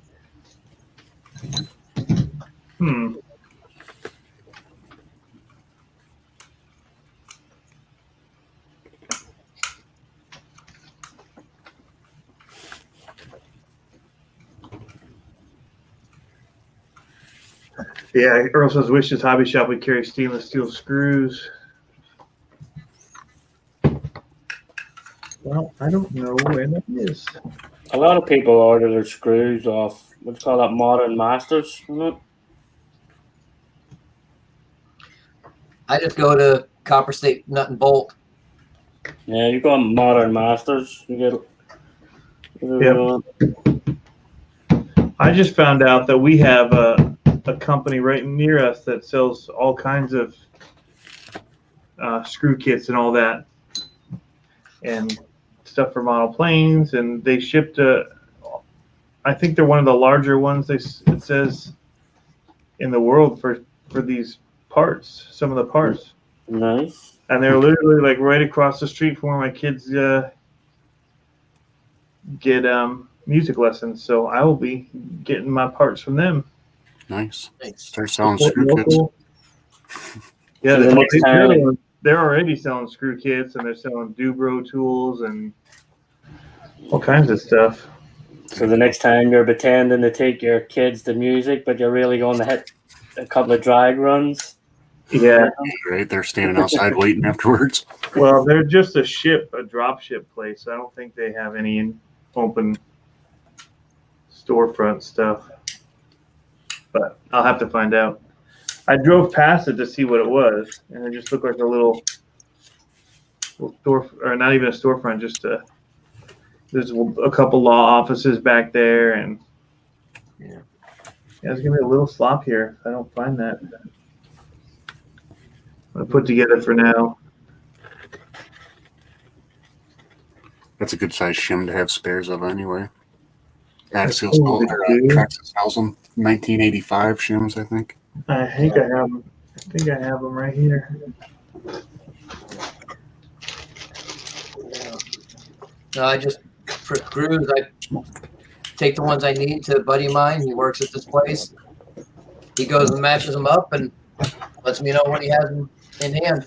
I pay him, pick them up. Nice. I've got some bearings right here, Tank. Team K&K seems like a good place to go to. Yeah. Yeah, they do. K&K. What I used to go through Screw Loose Hardware. Mm-hmm. The last one I bought was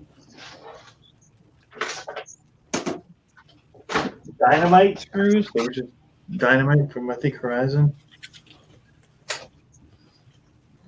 There's something else like RC Screwworks or something. Is that what it is? Screwworks?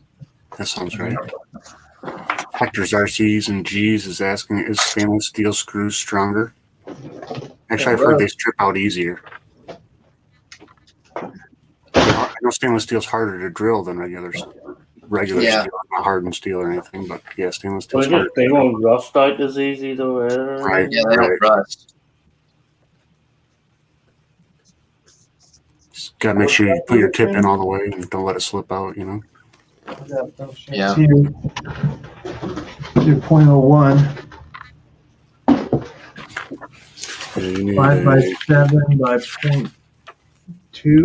Yeah, 0.2, yeah. So I need two of these then.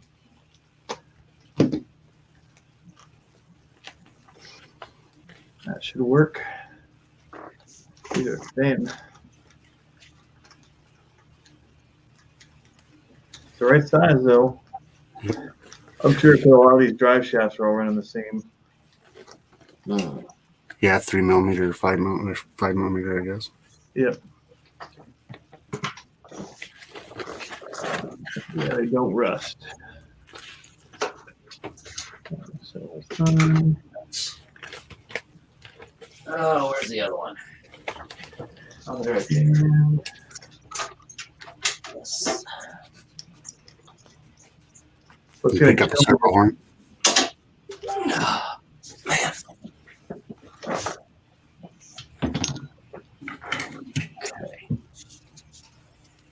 Okay. I may be going crawling tomorrow morning. on the floor looking for stuff like That's what I was thinking. money there. Putting it off till morning. Crawling on the floor like Yeah. Sean? Sean. No. Someone just posted in one of the local groups that they're going up to North Mountain tomorrow. Okay. It's a little distance from me, but it's a decent area and it's got all different types of areas. So I can take the cross and not really worry about it. It's the same place I took the SCX-10 last time and was out for just a matter of minutes and busted the rod end on one of the legs. Which I changed those out already. But I think I want to take the cross out there and try it out. Servo horn not included. Will I kick myself if I don't install the servo in the beginning? Or No, is it easy to you can adjust? get at it. You can get at it later. Okay, yeah, it looks like it screws down from the top.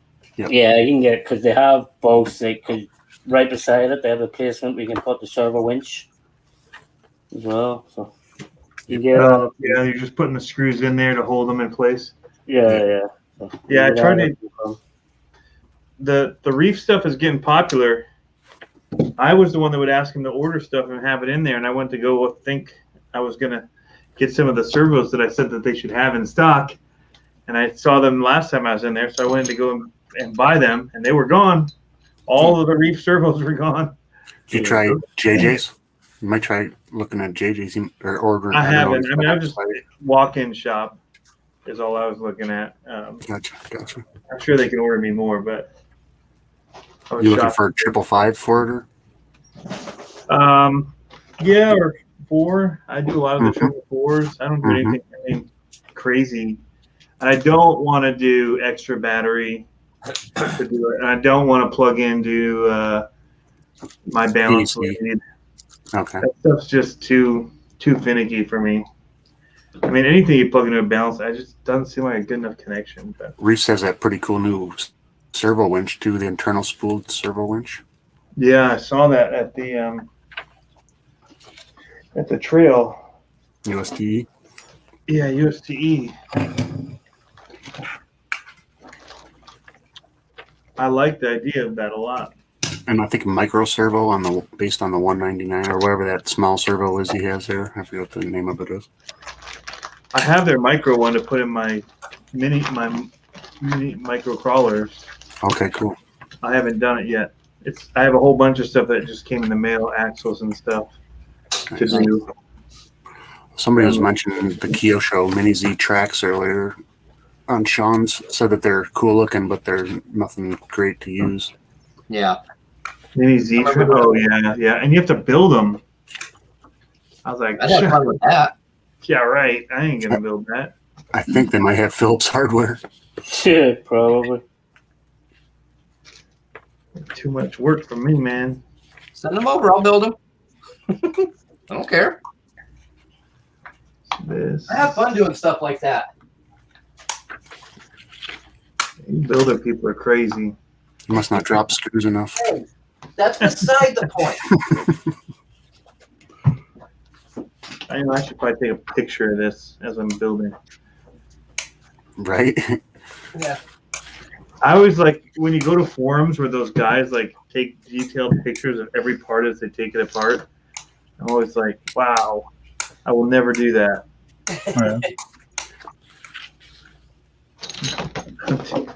Too much work.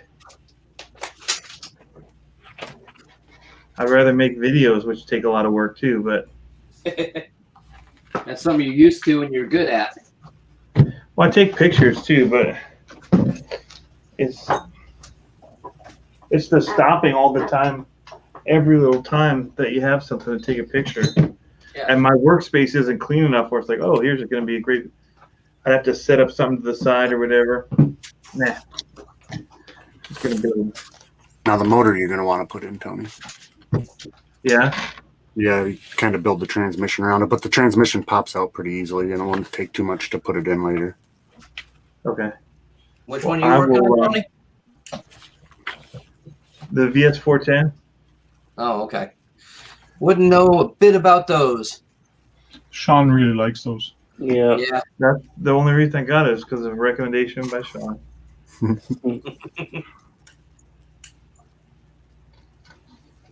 But it does go together great. Like even all the parts of the chassis go together real great. And technically, even though it doesn't come with a receiver box, you could use the gas tank that they have for a receiver box. So you use one of them. I see it back here. It's got an opening in it where wires can run in it. Yeah, but it's weird though because they actually further down the line in instructions they give you a thing to cover in that opening. At Really? the front. Yeah. Why would you do that? I know there's a little piece that goes in there. Covered that piece at the front. There's a little piece goes in there. I think I might have used That's what I was wondering. Like, because when I I was like, okay, this is handy. It's a receiver box, and then they give me a piece, and it was like, why would I put that in if I'm going to run wires out of there? Like, you know, so You know the little clear silicone thing that come in axial radio boxes that you slip your wires through and then slip the silicone thing? I think I used one of those. no, it comes with a hard, solid piece though. Right. I replaced it when I put my Oh wires yeah, through you it. replace it with like the Vanquish, or not the Vanquish, like the axial has a Yep. rubber one that you just flimsy. Yeah, you put it in. It has a little insert you can put in if you don't have all the wires filling the notches. Yeah. We're talking about the that he saw the drag wheels by Reese and got some. Yeah, They're really nice. I got the Big what are Kahuna. Big I got the Kahuna. big Kahunas, but no, I got the new ones that he has, the OG ones that are the only 18 of them ever made. Yeah, I saw limited those. edition. Yeah, limited edition. They were not cheap. Not cheap. But they're gonna look, I think, great for the Losi, which is why I got it. I can't say anything of Reese is like discount cheap, you know? It's all pretty. Well, high-end stuff. Reese's is, it's technically cheaper than a ProTech that would be like comparable, or if you went Savox that would be comparable. Okay, it's It good to is know. cheaper than that as far as servos. And there was really at the time not many people doing crawler servos that were geared towards crawling. And so that's where he found that niche and built, such a big fan base, I think, is through that. But I'll tell you, I love those Reef Raw. Those are probably my favorite servo I've ever bought. 500s. The Reef Raw Raw 500. 500, yep. Cool. And people ask me, like, oh, everybody else is pushing other stuff. I'm like, everybody's always going to push other stuff. Just like I'm pushing this. This is my favorite right now. I haven't used anything better in my personal usage. Yeah, right. Your That's other experience. people. And I have ProTech ones, like they're big brushless ones, and it's just enough. It's $25 cheaper for the raw ones than the ProTech. They're not brushless or whatever, coreless, where they move freely when you're not using them, but that doesn't bother me. They're programmable. I like Yes, my they're MKS. programmable too. And so that's the thing. I don't even have my programs. I haven't touched them. He's like Pre-programmed. 75% power basically, which is fine because I haven't broke any at 75% power, so why go more? Yeah, it's really, really cool.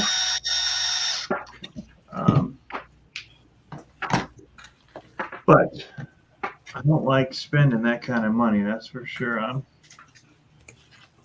But I'll do it. I'll do it for the trucks I think need it, and then the other ones get the Eco Power. This one, I've already spent so much on the kit that I feel like it deserves. Decent electronics. Yeah. So I've got this Spectrum Firma kit I'm going to put in it. Nice. So it's a 2100 kV. 40 amp. 60 amp. 60 amp. Nice. Yeah. Is it? So that's like the one that comes in the new. It's like the Axe Okay. system. Oh, okay. Yeah. Combo system. It's not the combo, but it's a waterproof brushless crawler. Well, it's a combo. It's just not a 2-in-1. It's not a fusion. I got you. If that's what you meant by Yeah, combo. yeah, that's what I meant. Yeah. Okay, so it's not that, but it is. Match set or whatever combination. They're meant to go together, I guess. Yeah. Cool. Because of the way that they screw together. Now, have you gotten a Spectrum ESC programming card or whatever they're called? I do. They work great. But this will actually, the reason I got this is you can actually program this from the radio. Oh, You nice. can set your BEC. You can do all of those adjustments right from your radio. Wow. It doesn't have to be a smart radio because I know they have the It has to be a Pro Smart. Spectrum Smart. Yep. Okay. That way it can talk to it. But if you have a smart system, the newer ones, it will talk to this and allow you to make those adjustments. Nice. think it has to be the 2.0 version or something. But yeah, Interesting. this is looking complicated at the moment here. Chainsaw says I have a raw 500 in my 9-pound Wendigo, and it takes a beating. Yeah. Wendigo, whatever they're called. Wendigo. Wendigo. I like my MKS servos. They haven't let me down yet. Yep. So Sean swears by Power Hobby, right, Sean? Yeah, Power HD. Power HD, sorry. Power HD. Yeah, they've never let me down like either. So it's like, Well, that's what All right, matters. I'll let you guys go, and I'll talk to you guys later. All right, Tank. See you, man. have a good one. Thanks Thanks for stopping in.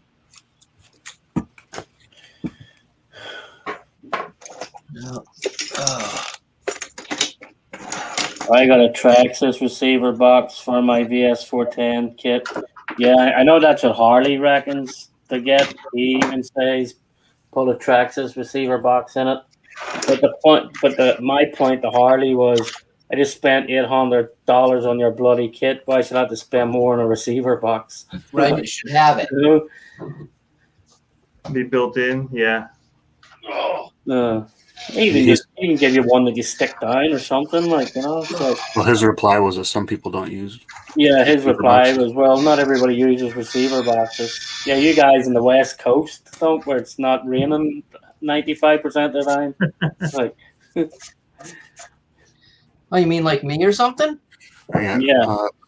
The X-Taz Fast X is asking if we've heard about Send It servos, and I heard about them from Nitro Freak. He seems to use the Send It servos. They seem decent. Pendant servos.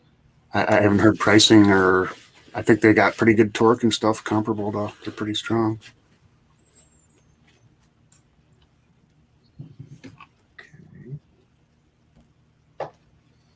Even the Amazon servos, I've heard great things about those. The 25 kg and 30 kgs. Yep. Really haven't heard any complaints about those.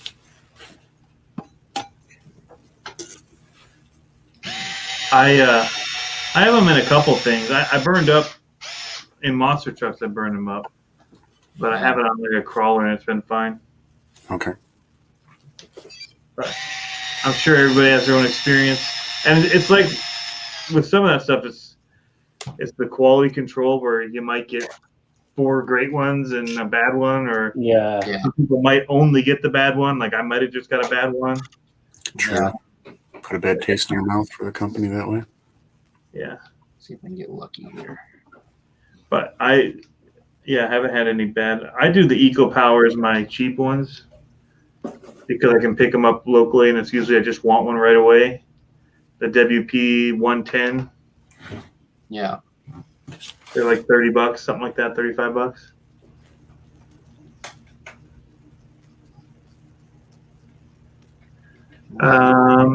Yeah, so there's this whole thing about companies can only order. There's only so many people that make LiPo batteries. This is true. Just like TV screens. But there's qualities of those batteries and that go under testing, and certain companies pay to have the good ones with better resistance, and other people get the ones that are the cast-offs. And so sometimes when you're buying a cheaper battery, but it came from the same factory as everybody else's, yeah, it did, but it's the cast-offs that didn't meet the quality standards of the companies that sell them at higher prices. It's a different grade. So that's the way we had to say it in the dealership for the car batteries when they bought the different price ones. They're made the same place, but they're a different grade. Yeah, okay. Some people may never notice, and it doesn't matter to them, and that's totally cool. But it's just one thing. It's something to know. That's all. Just to be aware.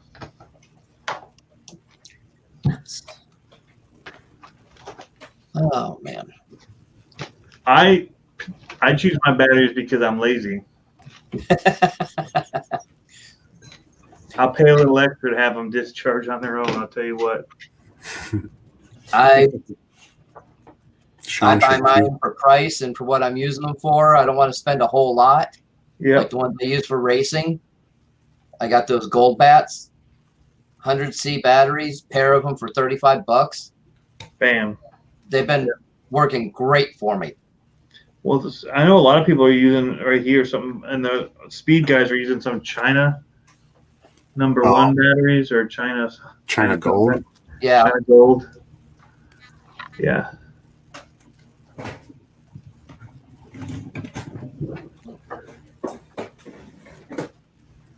Yeah, so there's endpoints and stuff. Yeah. All right, guys. I didn't realize what time it is because I gotta be up and out the door. It's 5 in the morning. Yeah, Oh, boy. Hey. Yeah. Yeah, you better go to bed. Thanks for jumping in, man. No worries. Thanks for having me in. Thanks for inviting me. Have a good one. I'll probably stay in the chat till I fall asleep anyway or something like. There you go. We'll bore you to sleep. Don't worry. Yeah. Yeah. That's it. All right, guys. Have a good one. Later. Hey, Sean, man. Pilot Ryan Media just popped in. Hello. What's going on, Ryan? Cody? Hello, Ryan. Cody says he needs a battery for his capper. That's where it gets tricky. Those cappers, A small compartment for sure. very small compartment. Yeah. People look for small 3 cells to put in there. Not my favorite battery compartment ever. I'm going to be honest. All right. There it is. There's a few that I like better. Not that the Bomber's much better. Okay. Why aren't the headlights working now?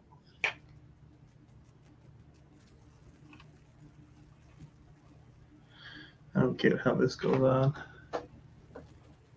You're working on a chassis now? Yeah, this picture's weird. So screw in. Yeah, you work on one side and then you work the whole other side. Work like that. Now these side rails here, are they the same? Yeah, they're opposites. Yep. But they could either flip either way, it looks like. Yeah. Okay. Not sure. You want the C facing the plastic. So all the plastic pieces insert into the frame rail. Yeah. Yeah, like this. And then I gotta have that inside piece in here.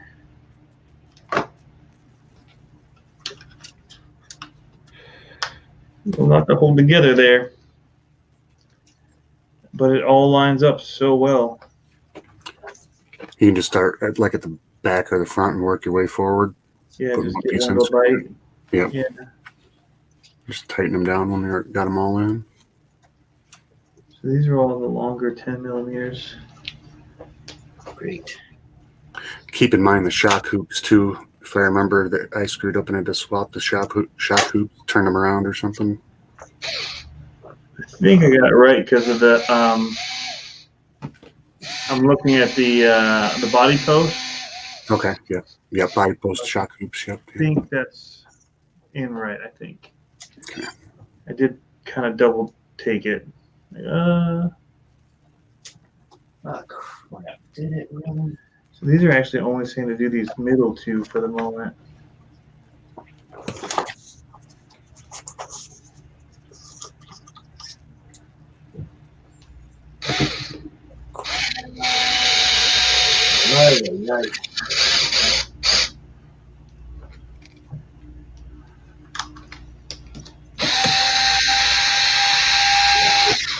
That's why it's not fighting.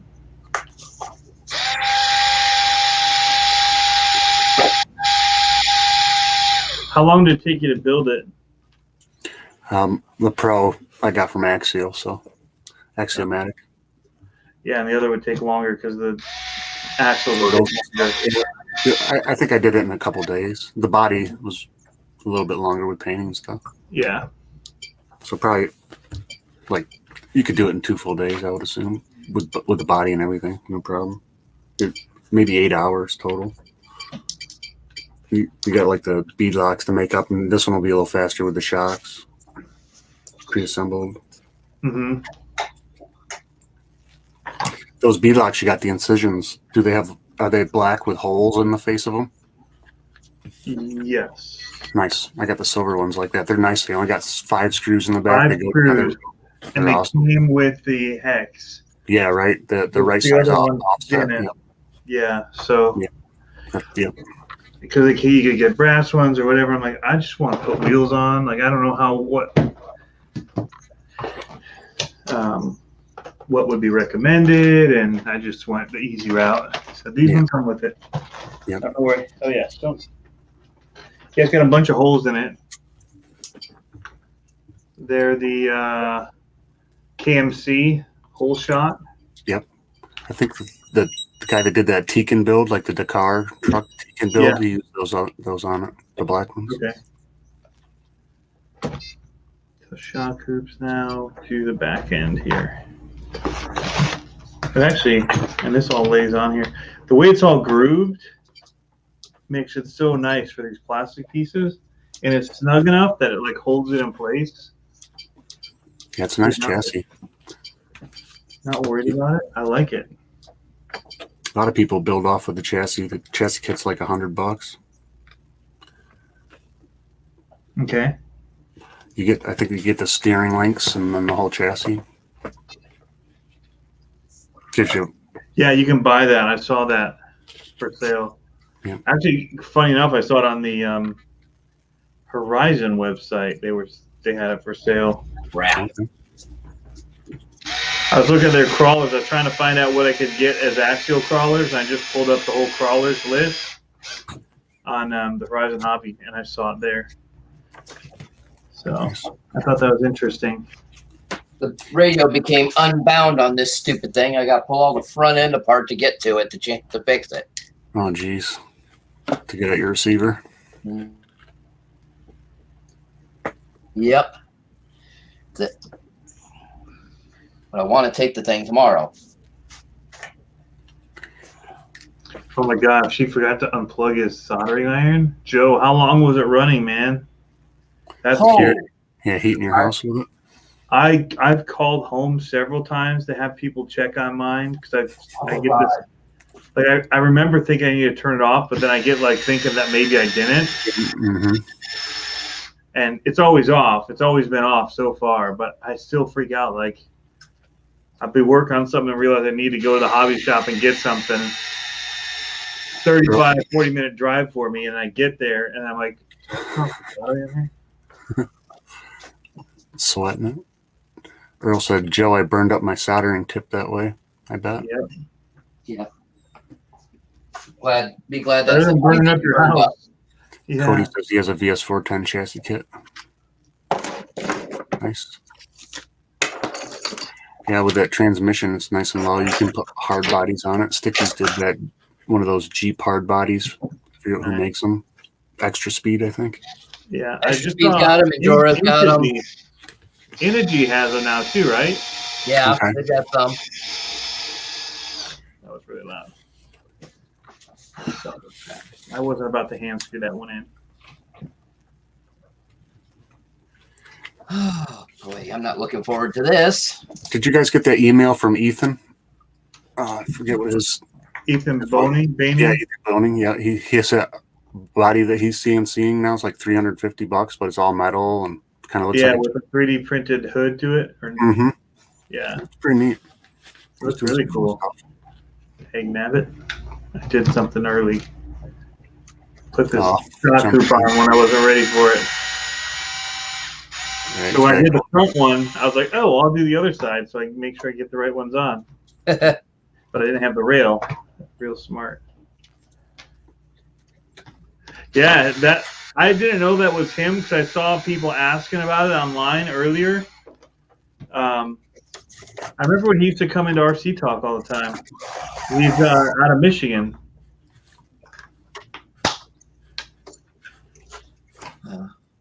They look cool.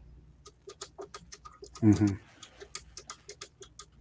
I don't crawl enough to make it something I would do, but I like the idea.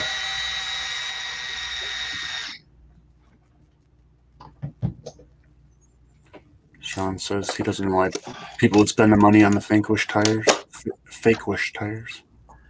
But see, he's saying that backwards because a lot of people spend money on the Fakewish ones, which are the fakes of Vanquish. Yeah. Right. So I didn't think they were priced that bad. No, the The ones I ones paid for, like those ones are what? $60, I think, a pair, weren't they? Something like that. Something like that. I don't think were they that high. Because the Vanquish, like the KMC or KM2s or something, you pay $60 just for the rim, then you got to buy the hub. Yeah. Yeah, but I don't think these ones that we got are that much. I want to say maybe it was $100 for all four. Maybe it was $50. That was from JJ's. Maybe they're cheaper at a different place. I'm not sure. I think they were $50. 9.9 beadlock wheels, KMC. And these are the Incision, technically, not really Vanquish even. So. KMC. What do I call them? Whole shots. Yeah, the 5750. But you can buying the other ones. Like you said, you can get brass offsets and 5750. specialize them a little bit. Maybe get beadlock rings and stuff like that.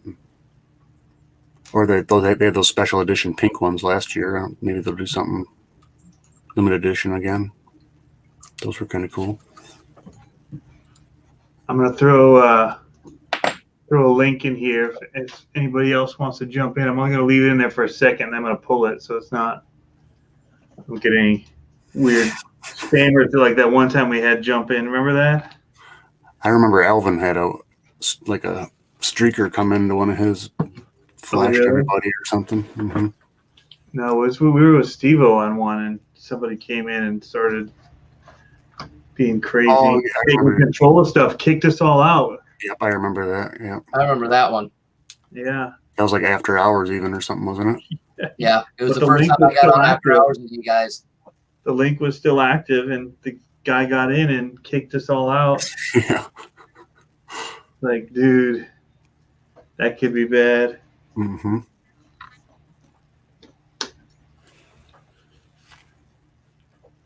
What size tires are you thinking? Outer diameter. I don't know. Whatever the bigger size of the 3.75 is like, I think what Harley machetes are. runs. Or not the machete, the Hyrax? the J Concepts Landmines? landmines, yeah. 3.75. Yep. Green Yeah, pump. that's a bigger. That's what I got on my Vanquish. Okay. On my Ultra. You might want to think about some dual stage foams too. Not a bad Yeah. thing. But it's not necessary. It's not that heavy of a truck, you know. It's a nice upgrade, but it's not like it's a 10-pound truck. So Am I brushing myself? Man, I don't want to mess with this rat's nest. No, you don't get it. I can imagine. Man. I'd Yeah. think about switching the receiver out if it's not reliable. Well, no, I was trying to bind the radio with one of the semis at another time, and I probably crossed the program or something. So Or saved over it. yeah. So What's going on, Jessica? Oh, I gotta let her in. Hey there. Good evening. Hey, how does Hello. it go? Doing good. We're just hanging out, working on our Cs. How you liking the LMT? You break I it? would love to have one. Well, I'm working on an SMT. That's okay. Yeah, I don't have the funds for a LMT. I'm crazy. Oh, nice. Cell phone. So nice. You got a bunch of them. Wow. I've got 21 cars total, RC cars. Cool. Wow. So a few. The way it's been eating differential gears, I figured the heck with it, and I'll just put 530 motor oil in it. So A lot of people It's switch out got- the hardened diff gears, I think. It's a Yeah. good upgrade. well, I gotta get the money for it. But yeah, Yeah. literally, I have a I put Pennzoil in it. Okay, It can't hurt it any worse than it already is, right? it's better than No. nothing. Yeah. It's true. So the grease where just is it? slings off. Yeah, the grease doesn't really hold. Is Right? the oil staying in there all right? It's not leaking? Yeah. No, I siliconed it up. Oh, nice. So I put RTV around everything. And then drilled 2 holes in each of the diff covers. So one to drain it, and then like one for a fill level, so it gets up about halfway on the diff. It's not completely full in there. Okay. But it should provide, it's going to go down the axle tubes and whatnot, but can't hurt the bearings any. I mean, No, yeah. probably going to help Lube it. stuff up, yeah. So, Lubrication. right? Those axles need all the help they can get. Yeah, I Because wish they're I could. Right? Yeah. I wish I could find those aluminum axles like you got in your LMT the other day for this thing. I would think they would make something like it. AR-60. I Put them looked. on AR-60s. I would think they would. I looked, couldn't find any. Hmm. But hey, whatever. Plus, if I can't afford hardened gears, what am I doing buying aluminum axle housings? And it's been 3 years since I ran it. I've been having so many family problems, but 'tis what it is, right? Yeah. They sell inserts called beef tubes that go inside the axles. Those really stiffen up the axles and strengthen them too on that type of axle. It's a nice upgrade. Yeah. Yeah. It's a lot I'm cheaper. aware of them. I'm aware of them, but I haven't used them. But I've only raced this thing once, so Gotcha. since I've only raced it once, I'm not going to throw that much money in it. I used to work at Hobbytown. This was actually in this truck was actually in their throwaway bin. 'Cause they'd been paid for it. The ESC went out, and the guy came back and wasn't having any part of getting the new speed control. And they were going to throw it away, and I'm like, well, how much do you want for it? They're going, well, about 300, and I'm going, ow, okay. It seems a little steep. But Yeah. right, well, no employee Talk them discount down. there. That hurt. Yeah. But I got a solid axle truck. I'm whatever. I was working, so I was my own money. Heck with it. Yeah. Sean said 375 would be small. He's right. I was wrong. It's 4.72 is that I was landmine gonna is say four 4.72. something. Yeah. Wonder if I can get a better one. screen if I turn this sucker. There you go. Hey, look, I'm a wide view now. That helps. There it is. Right? Some guy here locally has got a Outcast 8S with broken wing mount, ready to run with your batteries. He wants $700 for it. Nah, it's okay. Not a Yeah. great deal. No, it's not. The body does not look the greatest. If that stuff's busted, he's probably sending it. Oh yeah. Team Sergeant RC's recommending. He says, I use silicones earplugs and diffs when they start to burn out. Don't get the open diff effect after. Yeah. Yeah, you can lock it up. But it's usually not the internals. It's usually the ring gear and the pinion and the diffs. That's usually Yeah. what clicks out on them. The bevel And I've gear. got mine. Right, and I've got mine all shimmed up. I use them Traxxas shims, like one on each side. Yeah. I must have spent an hour in axle when I put the thing together. Because I got it, it was a Max D truck, so it was all black, and that's why it's got the orange rim still. I got it. I had to take it all apart to paint it. So if I'm gonna take it all apart to paint it, I'm gonna make sure everything's all right. And I ate the transmission gears up in it, and I don't know, a few hours maybe. Mm. I had to get the metal ones for it. Yeah. So if the motor oil trick works, then I'm gonna do the trans too. Nice. Take it out, seal it up. But I Oh, the painted transmission every. too, oil in it? Huh? In your transmission, you put it in there too. Is it Not running yet. plastic gears or no? No, metal gears. Okay. Those destroyed the plastic gears ate themselves Yeah. quickly. Pretty quick. No, but I learned the trick from my Stampede.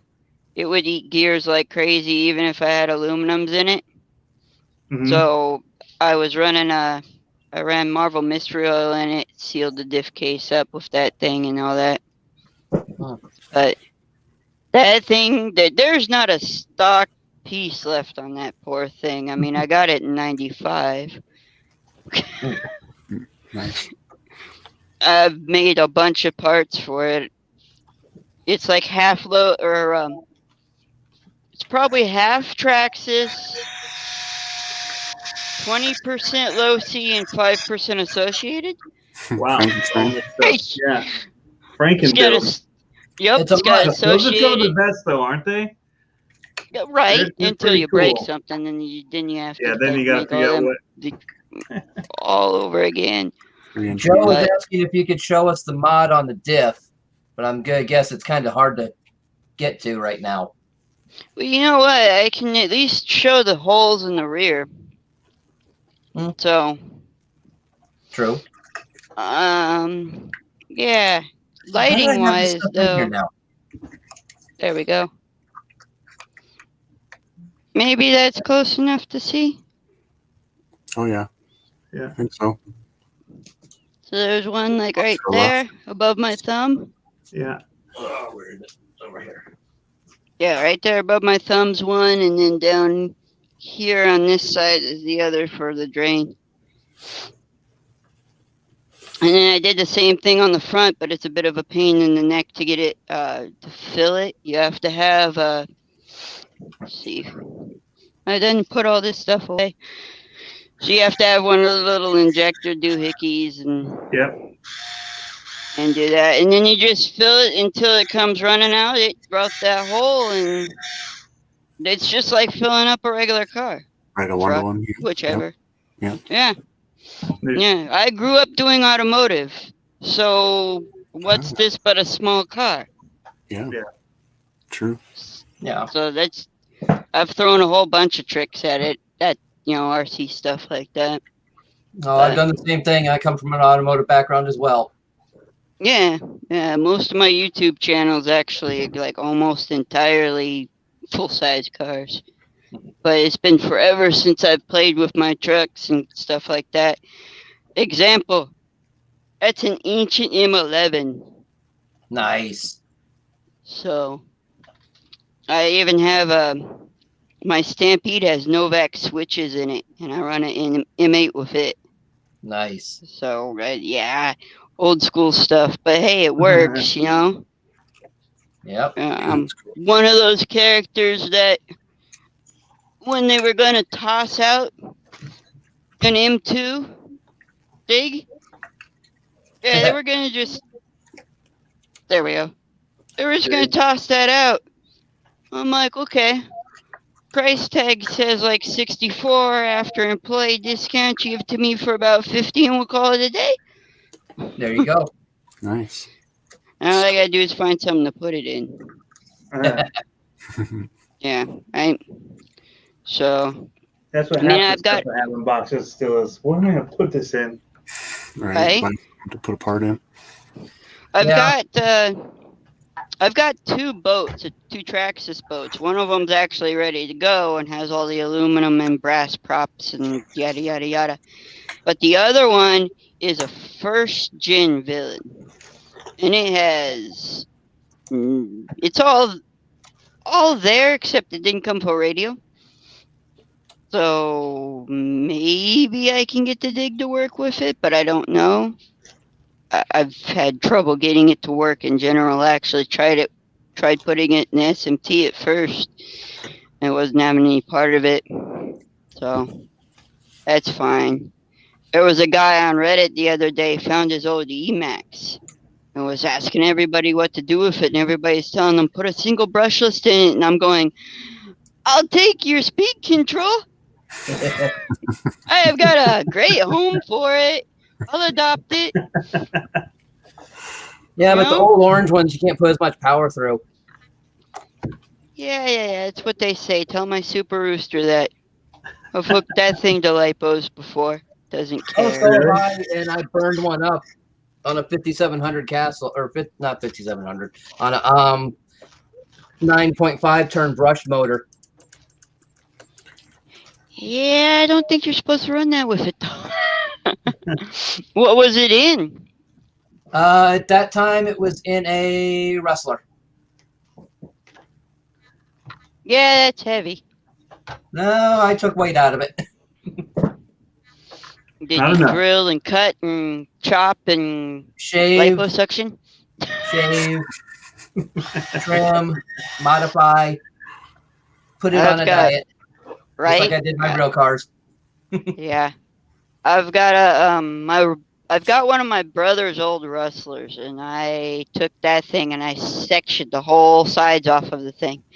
So the speed control's sitting on a plate up top, the receiver's sitting on top of the servos.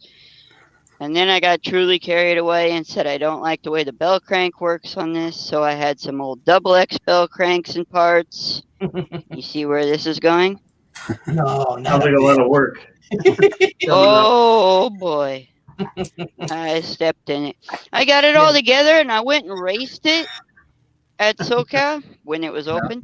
I went and raced it, and they had not the marshals, but everybody I was winning against had the audacity to tell me, well, you can't run that truck. It's illegal.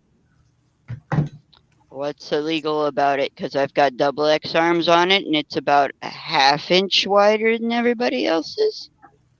Okay, fine. I'll put Traxxas arms on it. Came back next week with Traxxas arms. Still beat them up. Yeah. They were still mad. You can't run that thing. Why not? Yeah, like I was What's- Brandon, you should have waited and raided the trash after they threw it out. Yeah. Yeah. probably get in trouble. They put me in charge of the stock room. I shouldn't have told on myself. I should have just kind of like, I don't know what you're talking about. What monster truck, man? We're in the garbage. Yeah. Joe, you run what you brung. Yeah. That's it. Yep. No, I started racing with my Stampede. I mean, I was that crazy girl.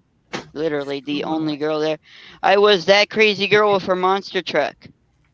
And I'm like, hey, this thing, I'd go into a corner with it, and it would literally just spin out. So it would do, if you're familiar with full-size cars, the Chevelle twist. And it would pick one corner up, shove the other one to the ground, and just spin in circles like a puppy dog chasing its tail. You mean a G-body shuffle? Yep. You know it. Buick Roadmasters do it too. Hey, But Jack. I used to have a 67 Cutlass and an 85 Monte Carlo, so yeah, I know it very well. yeah. I grew up with my dad's 64 Chevelles. What's up, Jack? Nice. G'day, Good day. Hey. Tony, Gagan, What's up, Jack? and I don't know this new person. Hello. Jessica? Hello. Jessica. How you doing? How are you? California, yeah? California. Welcome to Fresno. Yeah. Oh, you're in Fresno? Yeah, I'm in Sun unfortunately. City, Arizona, Phoenix area. Yeah? Yeah. Yep, I come out to Fresno area at times. A buddy of mine, Comic-Cons, and we come pick up stock from there before the show, so it saves us shipping. I understand that. Husband's a truck driver. I know all about that saving on shipping stuff. Yeah. Yeah. And we can fill the van and the trailer for a third the price, even getting hotel and everything. Yeah, it helps us out a lot. Oh yeah. I bet. I mean, I've got a V10 96 V10 Ram, and every time I have to try and go down to Southern California to pick something up with that thing, I just I'm sorry. cringe. Yes, Yeah. yeah. Gas prices going back up now too. Shit. Yeah. It's still better than feeding the hot rods, though. Them hot rods want premium, man. Yeah. My wife's car likes the premium. Mine didn't stuff, want premium. Mine wanted 116 turbo blue. Yeah. Yeah. My dad used to run off of avgas. Used to go before 9/11 and all that crap. Yeah. He went over to Fullerton Airport and would go get 10 gallons of avgas and put it in. Nice. That's some good smelling stuff, I tell you what. The fun ride home. Get a couple extra So. cans to keep in the back. Is this live or is this the after show? It's live. Well, I can't. Where is it live? I can't find it. It's on the Extras channel. CCXRC Extras. Oh, that's where I am. I don't Yep. see it in there. You're there. You're here right now. Welcome. Yeah, I'm looking on a whole nother YouTube, universe. Yeah, I know it's a whole. With you, it is, yes. I can send you the link, Jack. I'm actually looking on YouTube. I can't see it. It goes through StreamYard. So it's got a little bit different kind of setup. It doesn't go through YouTube itself. He just But wants it to plays watch on himself in the YouTube. comments. You can look at the comments on I here. want to say I can't comment. You know- I want to say hello, Oh, you can't. hello That's to right. people. I forgot. You know what? Most of the time, what Someone I send me the do link is, in I the mean, private chat. I've got finger. I've got Okay, giant Nancy. TV back there, so a lot of the Megan? times what I'll do Try. is Let's see if mute I can the figure this sound out. on my phone and run it through my TV. Yeah, that's cool. Thanks, mate. Hey, Kagan, there's these two little plastic parts that are in here that I have no idea where they go. I wonder if you had them in your build. Hold on one second. Let me see, Tony. Thanks, Megan. Attention, direction, North. attention, direction. I don't know. What page you on? I'm on page 7, bag Okay. C. Okay. There's these little, really small Well, plastic cool. It runs again. pieces. Oh, I know oh yeah. that Let me feeling. look. I remember those now. Hold on a second. They don't have This thing is such a any beast. sense. I just don't see where they go. They look like they fit in the chassis, in the rails somehow. But, oh, you know what? They look like they go in the front here to hold in something. There Maybe were a it's few bumper? extra pieces in the kit, but Maybe it's for the bumper. There's these holes would match up. the bumper's all part of the front part where the servo hooks on. That's all one part. All right, we'll just save them for now. I forget where they go. I don't see them. Maybe it's part of Yeah. the trans. Okay. No. I'll go mobile. Since I'm on thinking my maybe it phone now. hooks on the sides of the trans, and then that screws down into the top of the frame rails or something. Okay, I might. It's weird they were in that bag then. They're so they Yeah, it should be for messed up. It's not for inside the radio box or anything. Interesting. I don't know. I don't see it. Yeah, the only thing I see is a panhard mount, which I think was metal. Yeah, and I've got that on, Okay. and it was metal. Actually, weird. We're working on another crawler, Jack. Another one. A crawler. Yeah, Wow. man. Not a monster truck. Amazing. It's a miracle. No. It's a miracle. It's me tonight, Monster Trucks. It's a miracle, Tony. She's got Going that upstairs. I got on mine right here, Yep. but What's Here's up your on background what's up art. on your building there? Ow. That would be bad to trip over the stairs alive. I'm okay. No, wait, I'm fine, really. Right? it doesn't. I mean, Oh, it looks like right. it could go here too. Yeah, it's not Good, for the Jack. What are you trans. up to? What are you doing, mate? I see Brett's been uploading a couple of videos. Yeah. Alright, so I said I had my venerable old monster truck. It has a slash chassis under it now. Oh wow. But Oh, neat. It's a nice paint job. a friend of mine gave me the body because nobody wanted it since it was pink and purple. What body is that? I'm trying to figure This out. is a It's semi. Peterbilt body, and somewhere inside, Smart Jessica actually scribbled what part number it was. So it's a Proline body. Wow. Maybe I No don't longer have the part available, number, sure. but oh, I'm sure it's not. But they probably have the mold somewhere. But yeah, it's a nice little Peterbilt. That's And cool. all I could think of earlier when I was watching Harley stream with his 6x6, I'm like, you need to send my rig. Good. I'll stick with That my thing, semis. I'll stick with my semis back here. yeah. See if I can get my lights to cooperate so I don't blind everybody.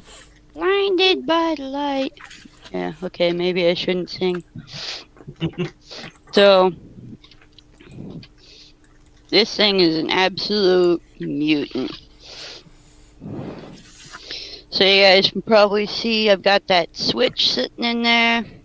Yeah. It's a little blurry. Switch is sitting in there. I got my Super Rooster. I put a fan on it. I took it apart and I actually made the wires so that I can replace them when I need to, since it's ran underneath the wire. Got a low C bar holding down the battery bar. It's got actual carbon fiber Traxxas set up, and then I braced it to like crazy. Sway bars before sway bars were a thing. Got it in the front. And then in the back too.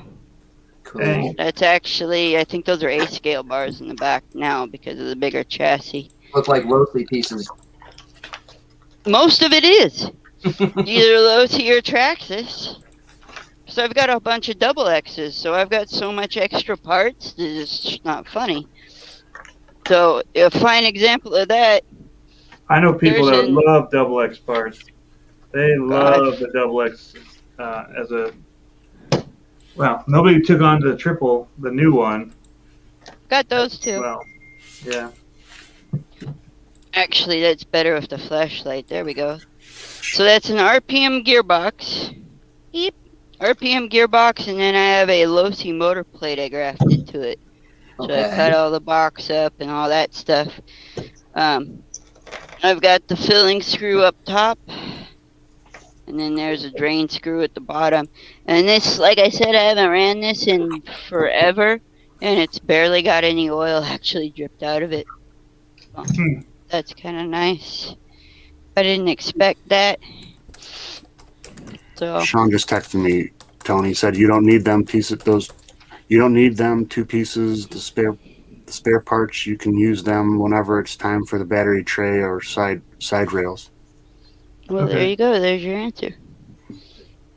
Lastly, there's an associated slipper clutch on it because I have a conversion top shaft in there. Cool. That's a dual action. Very cool. Yeah. Thanks, Sean. So, yeah, it's I've had it since '95 in one form or another. This form's got the slash chassis in it. Since '95. 95. When I got my Stampede, it came with a manual speed control and bushings. Yeah. Cool. I've been at it a little bit too long, probably. Tony, Team Sergeant RC is asking what electronics you have planned for that. What electronics I have for this? I have the Spectrum Firma setup. Okay. It's the censored crawler motor, 2100 kV. It looks a lot like I'm gonna go back up the road. Are those the bits, Tony, right there? You have 2 of them. No, that's not it. Okay, I don't know if that's what he's talking about. They go underneath the battery tray. Those 2. Yeah, I don't think it's it. They're kind of curved weird. So I'm running this There you one. It's, Okay. Yeah, he said if you talked about it, he missed it. So it's kind of like the axe system, the Hobbywing axe. It looks the same as far as the way that the sensor wires and all that attach to each other, but and actually the ESC looks a lot the same in all of that. But it's rebranded, by Hobbywing, and I Well, if think you got it's all You might rebranded. as well put the motor in now if you got it. I would put it right into the trans. Save yourself stuff later. Yeah, when I do it, I'm definitely gonna build it in. Nice. If I get that far tonight. Yeah. It's right here. It looks like it's this step. Cool. Well, it's Oh, the the Conquest is trying to follow me. so you have to put it on before you put the spur gear on.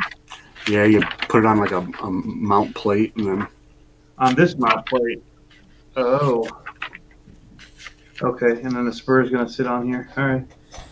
Ow, ow. This bearing's going to see. Peterbilt grill for everybody. Nice. Oh, that's cool. That Peterbilt, I would love to have them make that again. I wonder if they lost their mold. well, No, not the the mold, but the licensing. rights to it. Yeah, their licensing to do it. It's usually Maybe. they only get so many years that they're allowed to do it. They pay. Yeah. And if they're not making enough money on it, they'd let the contract expire. So, Right. I'd be curious to find out, that's for sure, because I think it's cool. Well, I would think you have more hookups in that respect than I would. I mean, it's been forever since I had any hookups in the RC world, and you know, most of those don't race anymore. Funny thing is, I remember racing against Ryan Cavalieri when he was a sportsman. Oh yeah. Nice. Is it maybe a little bit of age dating for myself? Yikes! Right? I remember when all the kids were still kids. They are still kids. Hey, they've just gotten taller. Yep, exactly. Meanwhile, I'm getting shorter with my bad back. So am I. So is my wife. She just got measured, and she's 2 inches shorter than the last time they measured her. Yeah, everybody's back's compressed and you get shorter. Happens. Scoliosis for me. Severe scoliosis, degenerative disc disease, bone spurs, arthritis, stenosis. Rear-ended 7 times, Yep. T-boned once, head-on once. Yeah. I'm not far behind you. Yeah. So When I got get rear-ended it. the last time, they had to take me in the ambulance because I couldn't get out of the car. They did the x-rays and all on my back and had multiple doctors and nurses come in and ask, how do you even move? Yeah. All right, so I want to ask, Jessica said 95 is when she was doing all this stuff. When did you guys all get in and start doing all this stuff? What's your oldest RC that you have that you got started with or whatever? I don't know that that's Jessica's oldest one, but she was saying 95 on that one. But Oldest surviving. oldest surviving. You were in it before then. Tychos and Nikos and Radio Shack and all that fanfare, but my parents Yep. got tired of buying stuff they couldn't buy parts for. Yeah. Yeah. I started, my first hobby grade was back in 97, 98. And that was I'm the, gonna be years old, I think. oh, I know you are. It was the Tamiya F-150 Ranger. Then when I got back into stuff was in 2013, after I got my settlement for disability, and I got a HPI Sprint to Sport, which I still have the chassis sitting in a cabinet right over here. Nice. I got a picture up on my Instagram of everything I have that's an RC right now, from toys on up. Nice. Oh, I'm not even counting the 30 or 20 some X mods I have that I've had since the early 90s.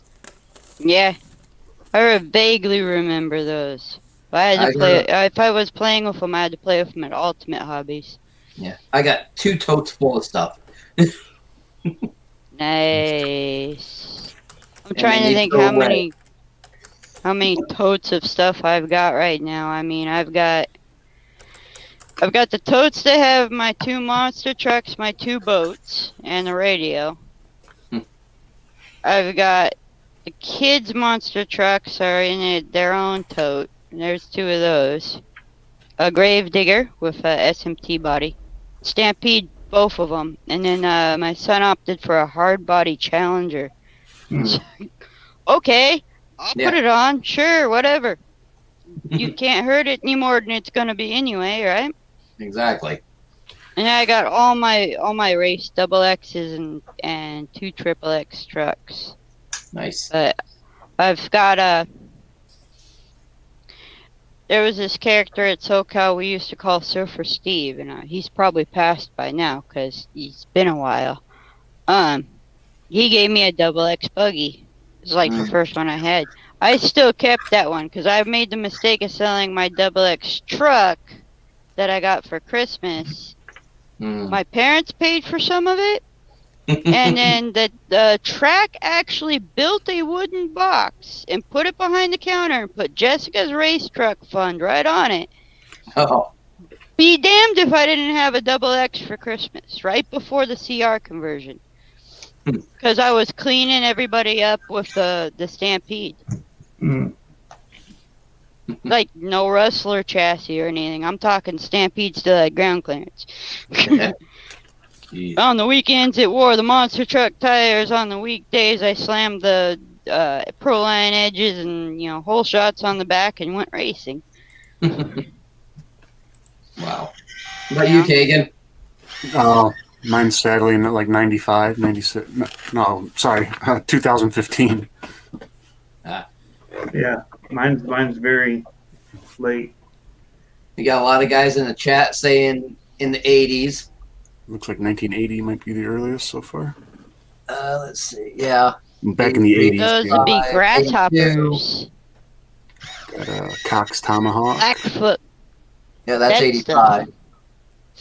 Yeah. And what about you, Jack? Oh, Tony knows, or Kagan might know, was 1982 Super Champ Nice. with the good old Futaba stick controller and the NiCad battery. And the NiCad, I still got the NiCad battery, you know that? Wow. I should have kept the remote though. Yeah, that'd bring a lot of money. Collector's item, mate. Yep. If you had the remote for it, yeah. Yeah, if it was all complete. When It I would sold bring it, it a was all pretty parts, and penny. just bits and pieces. I sold it. Yeah. Right. I sold it to a guy that actually bought old tomatoes, whether they're bits and pieces or whatever, and restored them, and just has them as shelf coins. RC Kicks buys a lot of, I think, buys a Yeah. lot The of old stuff, music yeah. stuff and refurbishes them. Yeah. Yep. He just got a couple old Kyosho's recently. Cox Tomahawk. Yep. Wow. And Yeah, mine was the Traxxas Stampede. I mean, we had a Lobo and some of those as kids, but we didn't know. Like it was just a toy to us back then. It wasn't like hobby. Any thought about it. yeah. Yeah, until, the corded ones you had to back up to turn. When I was a kid. Yeah. Right. yeah. Do We you had that. remember? Do you remember the axle shaft hitting the gear cover? Yeah. I don't. I posted a picture where I had cut the axle gear cover up so that the axle wouldn't hit anymore. Guess what happened next couple of model years later? They They're modified selling it. it with the dagnabbit cut in it. I'm going, hey, where's my cut? I want my 3 cents per part. Oh yeah, they'll never admit to any wrongdoing or. Oh no. Oh yeah, heck no. I would Motor never drop. expect that anyway. Mhm. No? Nitro. Wow, we start with Nitro. Wow. Starting with nitro, that's like jumping into the frozen pond head first. Yeah. I had one nitro car and nah, I couldn't. I got rid of it. I couldn't handle it. It was an old nitro sport. It wasn't even a Rustler. It was an old nitro sport, and it was wore out. And I'm like, I'm not spending the money on a motor. But I didn't kill it and turn it into parts like a lot of other cars. So. I've seen some people convert them. That seems really like a pain. But make it a whole bunch of spots to hold all the electronics and nah. Only one I would do that with would be a Jetto. Jettos or whatever they call it. Yeah, That one I might convert. Yeah. Of course, nowadays, especially like up here in Fresno, the only thing in town that's happening is like A scale, be it nitro or electric. So. Yeah, that's the only outdoor track that's running for us too is 8th scale off road. Fear But Pond. we don't even have Hobbytown anymore with the on-road track. No, they owners closed that down actually- here a long time ago. Yeah, the owners on ours retired, so they moved. Actually, the furniture store next to it bought it, so I don't know how that's gonna work out. Hmm. Exactly what do you know about running a hobby shop? But I mean, I guess I could have gotten my job back, but what for? Minimum wage to deal with the people I already know I don't want to deal with, really? The only person who was there, who worked there, I wanted to really see moved to Temecula, so it's like, okay. The only other person who had gold pan RC10s, not that I have one, but, yeah. Everybody Okay, do I else, it want was just, the leaves to go to the side on this Yeah, you want let me or look. down? I think you want I'm thinking let to me the look side. later in the back. I think in the book later on you can see. I can feel the I get, transmissions on it, but I understand why you guys can't keep up on the comments anymore Yeah. now. If you're saying the PK Ripper was a titanium frame, Tazfast, that's not true. It was aluminum. aluminum with landing gear forks. Aluminium, get it right, mate. Ruminanimum. That's aluminium. Aluminium. I Just have very the short. SE bars still. I've still got my GT Junior Pro frame from '82 out in the backyard. Still got the SE bars on it, everything. Mine has the S&M Slam bars, originals. Nice. I've still got my uni plate. The number Nice. plate. Remember those uni seats that they had, the small ones? Yep, I had those. I can't believe so many boys are still having children from that generation. These were the worst. Yeah, I always wondered about that with bikes. Well, the thing is, I had that seat on there when I was racing only. I had a layback post with a different seat on it for just cruising around.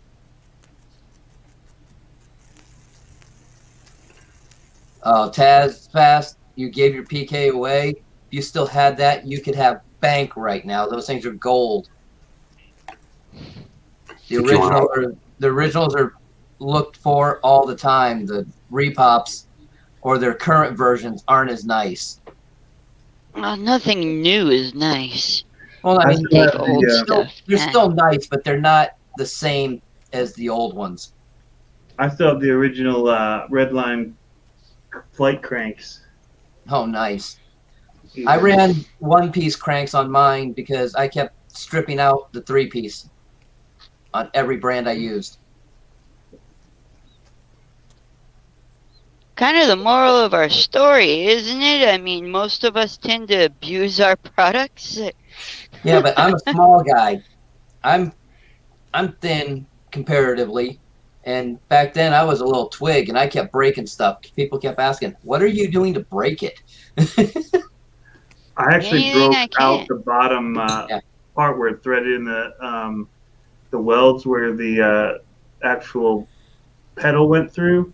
Oh, the bottom It bracket. had the tube on the actual flight crank. And they sent me a whole new pair because they were warranted. It literally just, I went out of the gate and I pushed and it just broke and I tore my whole inside of my shin up on the sprocket. Yep. My days felt bad for you. I haven't heard of warranted bike parts, but hey. Oh yeah. I didn't do much biking. I was goofing around doing kick turns on a quarter pipe ramp. Someone distracted me and I went off the side and cracked a brand new Bell helmet in half. Walked in. Yeah, I broke my neck doing that and didn't know it. I walked into the bike shop because my dad worked at the body shop. The bike shop was in front of the body shop. Well, the Bell helmet rep was actually there. So I walked in and showed him. He's like, "What happened?" I told him. He's like, "Okay, what size? What color? Hold on." Went out and got me a new one. I went back to riding. That's cool. Didn't know I broke my neck until 2013 when I had the full x-rays for the disability and they found the scar or the repair, if you will. Yeah, by the way marks. Yeah. I'm watching like- the Harley build. He said you can build the transmission first and then put the motor on afterwards. Yeah, you totally can. Hey. Yeah. He's like, I did you know you almost broke your got neck? the I'm like, camera to I work. did.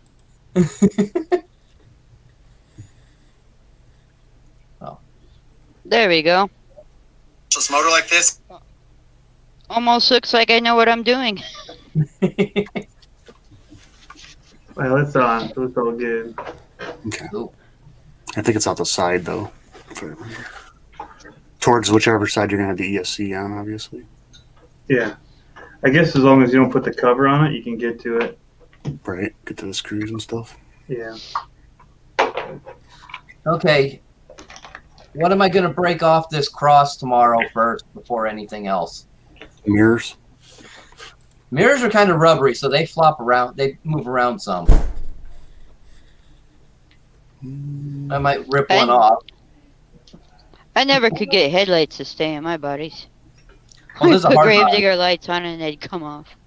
Yeah, there's a hard body. So, yeah. I still can't get them to stay on. Lights are not my friend. I've got no problem with lights.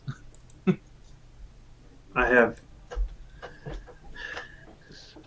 a recorded over and over many times problem with lights. Yeah. You have a recorded history. Yep. He's got a record.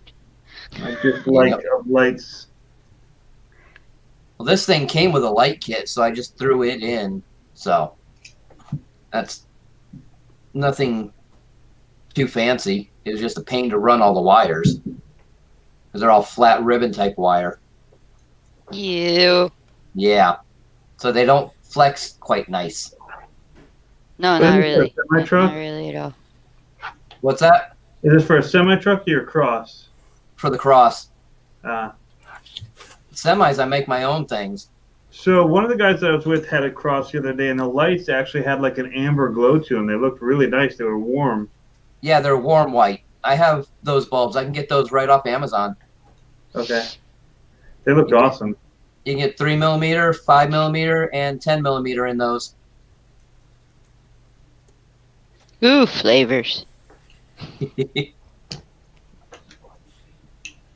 Yeah. This is funny that this is so many pieces. Seems like this could have been one molded piece. Right. It just keeps going layer after layer, screw after screw. I get why they're trying to make it scale, right? So Yeah. I get the feeling you wouldn't do very well on plastic models. me, I'm terrible at them. My son's first ever tank model build is still not finished, and that was years ago. Not build. It's Not a sit. Yeah. I like the snap together Details, plastic that's all right. models. Yep. All right. Rebel snap kits. Snap Yeah, those I I can remember handle. those. I've got a ton of models over there to build.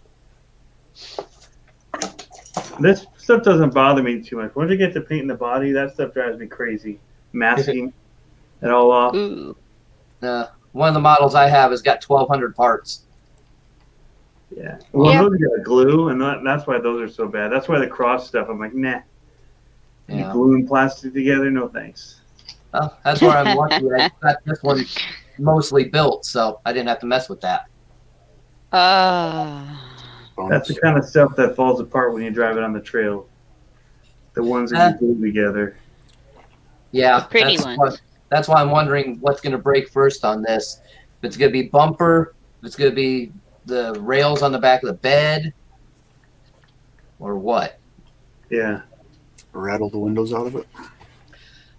I could possibly do that. I didn't put the side ones in on purpose. I don't got enough table. I got the front ones in and the back ones. Still going on with the bike chat and the chat.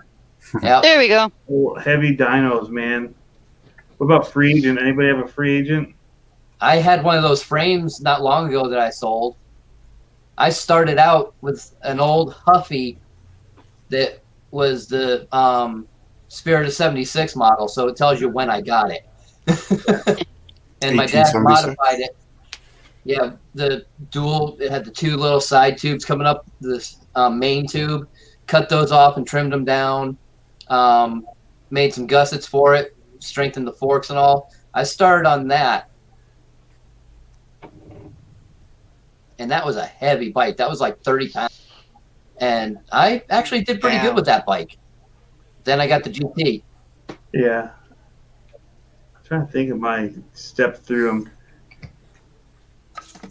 What I started with. It was a Schwinn, and then Mongoose. Nice. Red Line, Free Agent, PK Ripper, Castan, I think I had in there. Okay. It had the Unifork Yeah. model.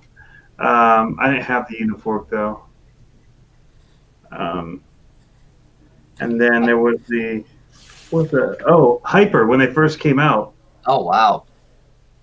Yeah. I remember those. When they first came out. Yep. I had an old Torker chopper bike with the 3-speed or 3-speed gears with the shifter in the middle. Nice. I used that to deliver papers on in Connecticut. I remember seeing those before my time, of course, but I remember seeing them. I had a 20-inch Huffy forever. I took that down Terminal Island Raceway one day because it was a run what you brung racetrack drag strip. Hey, I don't have a car, so I'm gonna take my Huffy. Middle of July, no problem, right? That's funny. Hey, what the heck, you know? It runs in your veins. Yeah. Went on a pass with my dad in his 64 that day, too. Nice. They, Terminal Island, you guys can interrupt me if I'm boring you, but Terminal Island, their first time they did it when I was alive, it was an old container, area where they'd set containers. Mm-hmm. It was nothing remotely resembling flat. Kind of important for a drag strip. Yeah. Yeah, so, for the most part. Right? The poor guys on the bikes, man, they'd go over the first crest and oh, shoot. What a ride. The jet car went over the top of the does dip. that sound effects go? You're welcome. How do they go? How do they go? Those sound effects? Where? What was it? That was it. It's like, whoa. That's when they're out there. Those guys are crazy, man. What the heck is going on in that corner? Nuh-uh. But they had a dip. They leveled it out afterwards. They leveled it out. Yeah, so they leveled it out, and they had an inch dip where the leveling had finished right after the timing marks. Oh wow! And my dad Chevelle came crashing to earth with the big block with the 6-cylinder springs. Came crashing to earth, and we drove it around up onto the trailer, and both just jumped out of the thing like a Chinese fire drill, and there's still an oil pan on it. Yeah, it's still there. It's got a dent in it and no drain plug, but it's there. Probably a liter less oil fit. Yeah. No, all the oil stayed in. It just ground it flat. Okay, fine, automotive god. If that's what you want, that's what it is. Who are we to fight, right? Right. But yeah, good times. Sounds a bit crazy to me. Hey, if you're gonna have a life, you should live it. I agree with that. Oh, I'm not even doing my biggest claim to fame where I got to drive this guy when it was a gravedigger at Monster Jam. Like one of the first times they did that thing.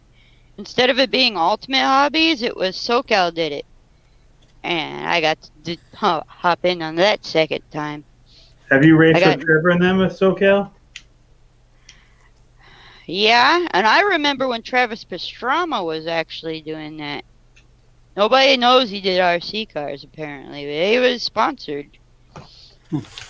But, yeah, I watched that, and a whole bunch of people. Yeah, Sonny, I'm getting old. I think Pastrana has an RC motorcycle out.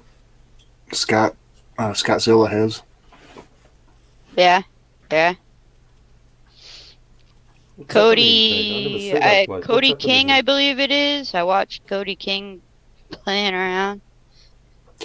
I know he had some crazy weather for a while and had flooding at his house and stuff. Did he? Yeah, that I was haven't over the seen winter. him for ages. I've seen him for a long time. Yeah, He's on 11 Charlie occasionally. Is Still, yeah. that's about all I see him on. He does like the online racing. Right, yeah, that's right. He's big into online racing now too. Yeah. That's like that other bloke. What was his name? They do the same thing, don't they? I think he got steering wheel and all that stuff. The guy from Canada. What's his name?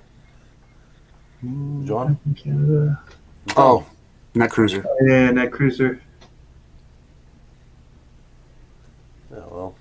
He was debating on whether to split up his RC channel. And It's tough when you do that. It's tough.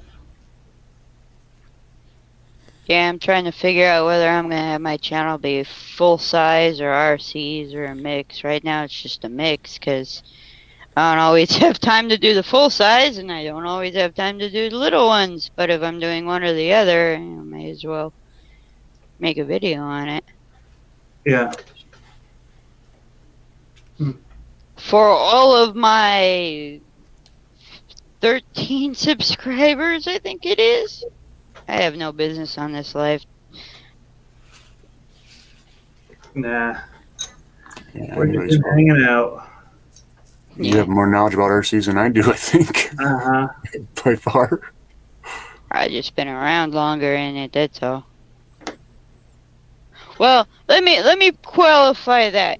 When it comes to stuff like, you know, anyone need a comm cut? That I got down. How to make the brushless system in my monster truck work right in Plum Crazy, where the forward seems to be reverse and the reverse seems to be forward because it goes faster backwards than forward. Yeah, that I'm lost. Just completely. If it's not censored, you just change the wire, one wire or two Swap wires. an outside wire to a middle wire. Yep. Yep, just change Yeah, two something wires. like that. That's a simple fix. But I have to blow off the laptop. Yeah, you can can do it in have to. programming If too. it's not censored, if it's just a sensorless, brushless, where there's not the extra wire from the motor to the ESC that has a bunch of wires, if it's all you have to do is literally change two wires, any two wires, the middle wire and either of the other outside wires, and that'll put it in reverse. Okay. And then you just change your controller to be reversed for what throttle is. That's all you got to do for that. That's a simple one.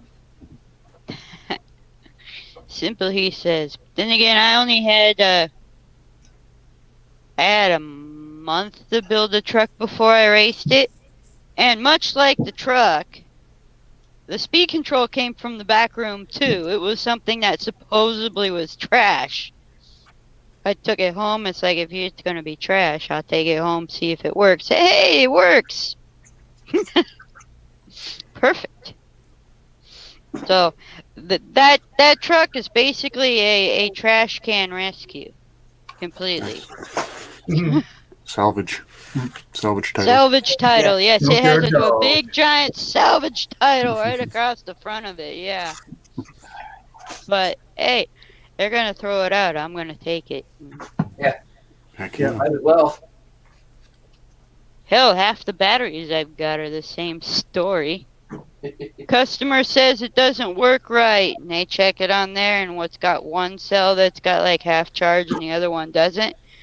All right, so I take it home. I run quite a few low amperage balance charges on it. A week later, it's fine. Yeah. What? Just something they don't want to Okay. mess with because it takes too much time. Most Yeah, people they don't don't want to have work on Lipo it. checker. Or, yeah.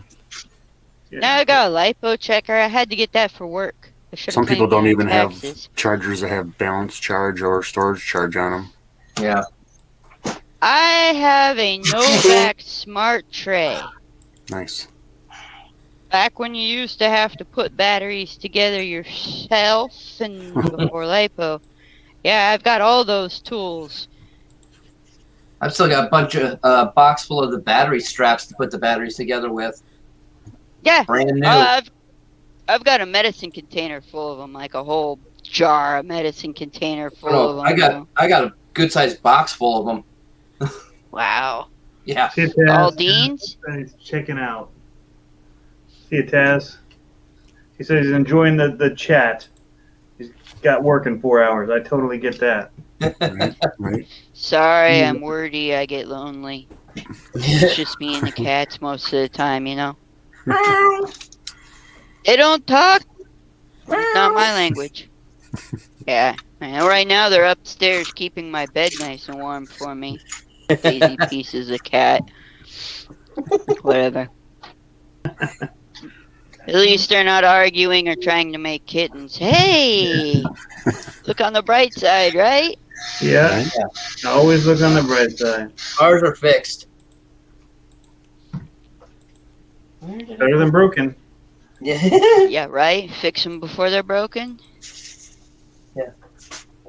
I would get him fixed, but she's a lot older than he is.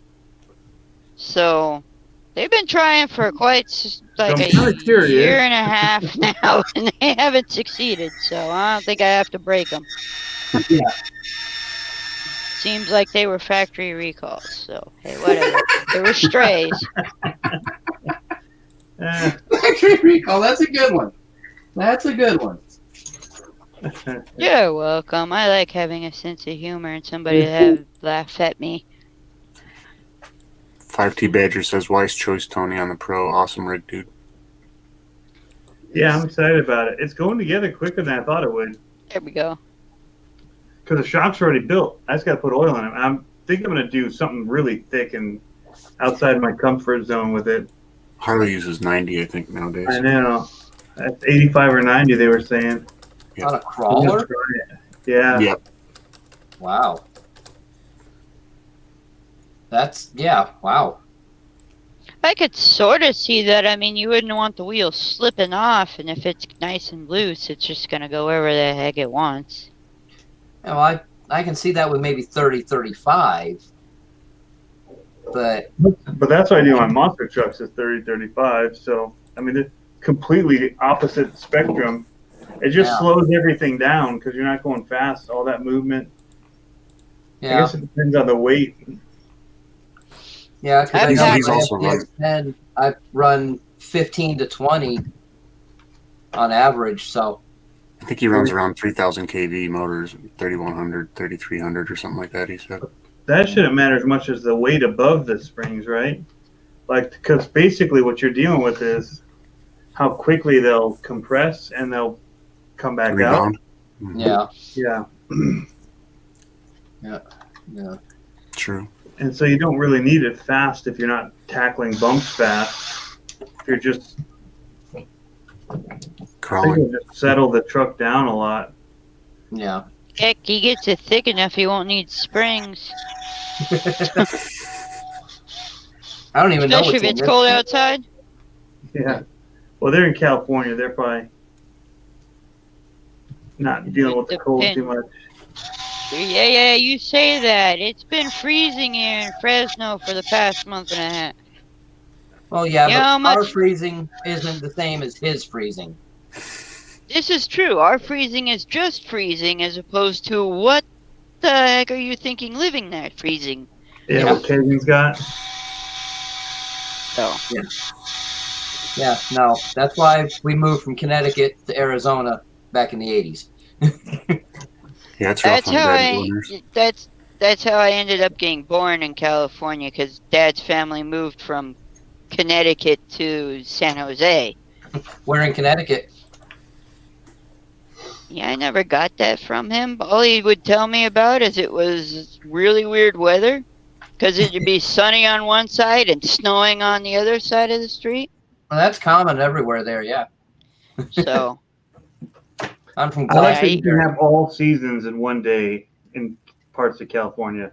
That to me is super cool. You could go out to the coast and hit the ocean. You could go skiing up in the mountains. You can do that here. I Well, got you don't have the spoiled ocean. rotten Oh, except the doing ocean, that in California. Because growing up in Orange County, the beach is right there. I'm looking at the mountains. Yeah. Yeah. I used to do the swap meets in Pomona and Long Beach all the time back in the day when I worked at Performance Suspension Components. Okay, then you might have seen my father and I out there before with my dad's '64 blue wagon, I didn't four-door get a chance to wagon. walk around the things because we'd come in there, we'd set the trailer the night before, we'd come in the day of the show, and open up the trailer, set everything up, and we were slammed the whole time we were there until we left, and then headed home. Well, you didn't get to experience the flashlight patrol? Nope. They'd all come around with the flashlight and be like, "Hey, you want to sell that?" before you Oh. even got inside. Oh yeah, no, they tried doing that with us, but we had our own lights, so they didn't need them. We had a triple axle gooseneck trailer we pulled behind a Ford F-350 dually. Yeah, buddy. It was a big, you couldn't miss the thing, bright red rig truck and trailer. You couldn't miss it. I think I remember it. The sides opened up so we could sell out the side. We had the awning out the side, all the displays out front. Errol says Pomona swap meet still going on every weekend.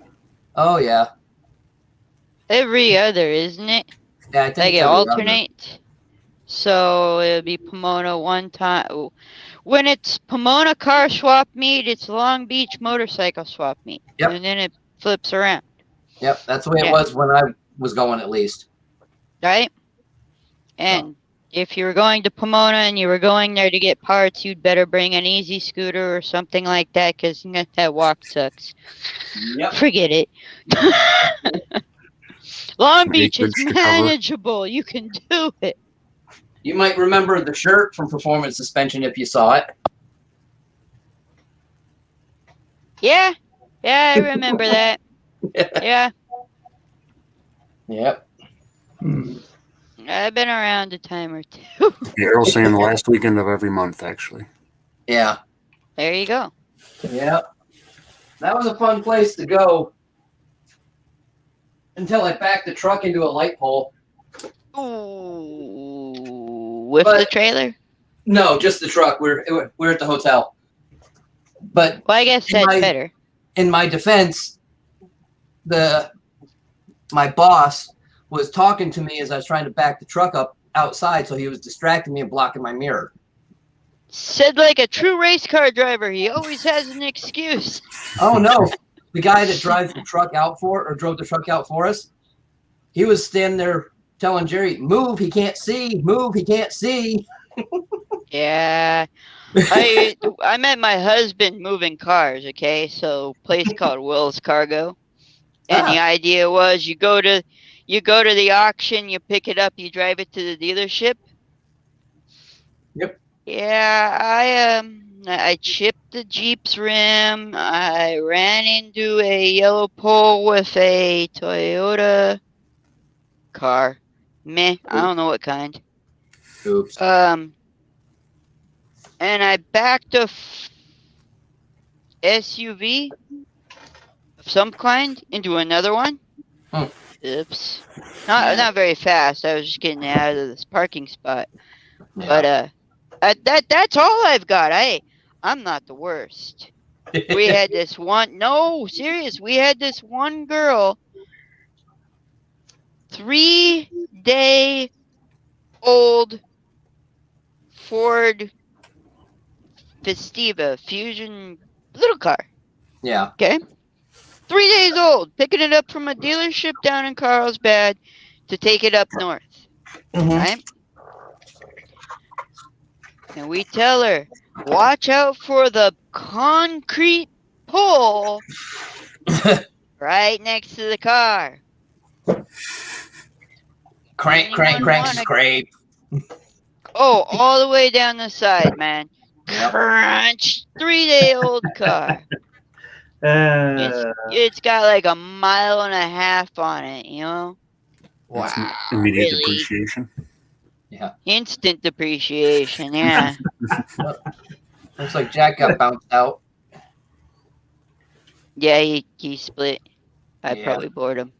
And we had a guy who ran over a newer Volkswagen Bug with a Dodge Ram Good.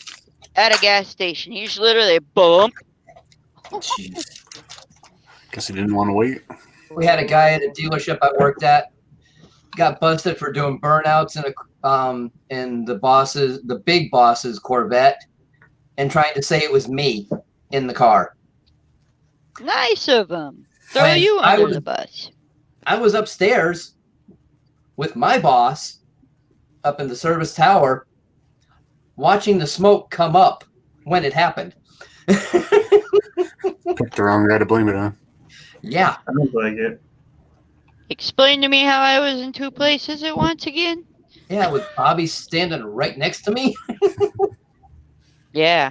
So, It yeah. just- I After think you that, both were in the car and did it. yeah, after that, I was the only lot attendant allowed to drive Corvettes at that dealership. It's probably a good thing. Yeah, well, they trusted me enough. I had to go pick up a ZR1 from a customer's house Nice. and try to get it to duplicate the problem it was having, which was only So- over a triple-digit number. I'm gonna actually defer to the comments for a second. It's getting late. How about this? Earl said Carlsbad Raceway is still there and he loves the track. Earl, I hate to tell you this, Carlsbad Raceway is now a business complex. It has been It's- for 10 years, right? Something, every bit of that. Every bit of that. They leveled that thing and I mean, they at least could have put Legoland there, so I had some other reason to go down there. Oh, some business complex. It's just like Orange County, man. Knocked it down and put up business complex. The track I used to go to all the time out west of here closed down back in 2012 because the guy that owned it then was stupid and did some illegal subleases and got shut down for tax problems. So it's just sitting there empty. Beeline Dragway closed up back in the 70s, and they just tore down the tower a couple years ago. Then Wild Horse Pass, which was Firebird, is probably not going to be there much longer itself. That's unfortunate. Yeah. The gate for Orange County Raceway is still there, so when my dad does pass, I think I'm going to have him cremated and put the ashes there. Because he's pretty sick, but he's been that way for a year, so. There was me at the track out there that's closed now. There you go. So Looks Wasn't like the you were fastest- having fun. it wasn't the fastest, wasn't the prettiest, but boy, was it a blast. I can't show the picture I have of my dad and his Rambler. It's not here on YouTube, at least. Gray hair and zits he had, and he had the Rambler. It's where he started it all, and he was doing bracket racing, and Cool. he'd make it to final rounds too with that thing because it did exactly the same thing every time. Didn't matter if it was middle of the daylight or the ocean air had come in. Didn't care. That's crazy. The best kind to have. There's a guy I Right? used to run with that he beat me every time, and his car was slower than mine, but his reaction time, his dial-in were dead on every time. He had the old Yeah. Slant 6 Valiant with a 3-speed. Did it have on the side of it Valiant Effort? Because I want to build one of those and just name it Valiant Effort. No, this was Prince Valiant. You know, I think I've heard of that car. Probably. Again, Dad's 64 Chris. That's what he was known as, and everybody in Cali knew him. Well, the thing is, So, out there, you guys were still Division 7. We're Division 7 for the bracket racing and all like that. He ran for Team Speed World or Team Phoenix Raceway Park before it changed. So he did all the Division 7 races. So you probably saw that car out there. I wouldn't be surprised. I was a wee bitty youngster, though. Way more micro than I am now, yeah. Because Carlsbad's the first racetrack I remember actually going to. First track I ever went to was Connecticut Raceway. But just before they closed down, they had their last nostalgia drag, and we went there with my dad and a friend of his. He wanted to take multiple cars, so my dad drove one and he drove the others, and yeah. Then my dad raced the '57 Ford Fairlane hearse down the track. Nice. Yep, Nice. it was quite quick. Had a 429 in it, a little modified. Back in the day, it was doing 13s with a manual. Ooh, and that was before they invented tires. Yeah, this was back in the, that was 79, 80 maybe at the most. Yeah, that was before they invented tires that stick. Yeah. Oh man, you're right, man. Everything's closed down. That's why they're riding on the streets nowadays. Yep. The kids. Yep. When Terminal Island was open and it was run what you brung, Big Willie would make sure everybody was gathered there. They could run whenever they wanted to, basically almost 24/7. Never really had a curfew there. Street racing wasn't a thing. Yeah. Nobody was getting hurt. Everybody would just cruise down there and go race. I know the name Big Willie because he also knew the guy that ran PRP. His name was Bob Curley. Yeah. Big Willie freaked my dad out. My dad worked for Keith Black for a little while. Nice. And he told me a story about one day, big dark gentleman comes wandering in and he's holding a Hemi by the center web and straight arms the thing up onto the counter. Yes, sir, what would you like? Yes. Yeah. Yikes. Yep. Yeah, whatever you want, because... Yeah, when you walk in carrying a cast iron block like that, no one's going to mess with you or say no. Yes, sir, what would you like and how would you like it done and when would you want it back? Exactly. And I have Big Willie's t-shirt when he passed away. And there were two Big Willies. There were two Big Willies. There was the track owner promoter, and there was a Big Willie race driver. So which one do you have? Because Big Willie, the race driver, was at Detroit. Earl's out of California, though. But yeah, well, this guy traveled all over the place. And then Earl was saying Palmdale Raceway shut down, which I know is LA County. Yeah. About the same time as Formosa, which I thought Formosa Raceway was actually still open because that's up by me. Yeah. And it left Pomona for 1 year only. Yeah, and you know what the other problem is? What's left is NHRA sanctioned. Mm-hmm. There is no way in Piccadilly that my El Camino is going to pass an NHRA sanction. It has a big block on small block springs. It's got more, how do I describe it? More rust or less metal? Big one. Okay, that part, yeah, that would be the issue. You know? And it doesn't have C-clip eliminators. I didn't have any mine. But what times are you running? That's the thing. Yeah, I was supposed to have times. I actually never took that thing down a drag strip. No, that's again, what would everything's shut down. Yeah, no, that's what would have determined if you would have passed tech or not, depending on what time you would have ran. Without the C-clip eliminators. This is true. Who's running the clipboard?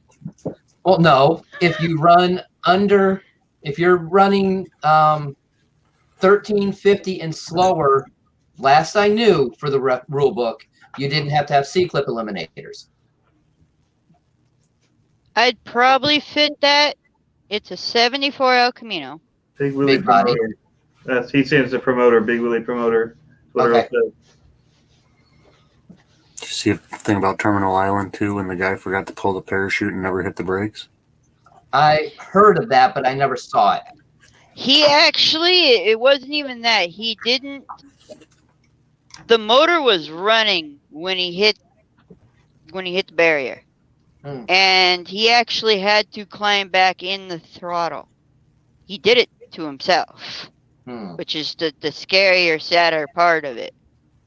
So, I mean, I wasn't physically there for that run, but we were close enough with Big Willie that we got the actual story on it. And they named the track after him. It was like School Teacher Lane or something like that. So they did honor him for it and everything. But he had to drive around barricades to do that. It wasn't, the barricades were at an angle. And he had to actually literally go around them to do that to himself. So it wasn't just that it was throttle stuck or something like that. Yeah. Chose it. That's sad. Yeah. But what are you gonna do? Yeah. There's nothing you can do. But like for C-clip eliminators for my car, okay, 74 El Camino, cast iron 462 if you do all the numbers. Okay. And she weighs 5,200 pounds. Yeah, you would have been different fine. truck scales.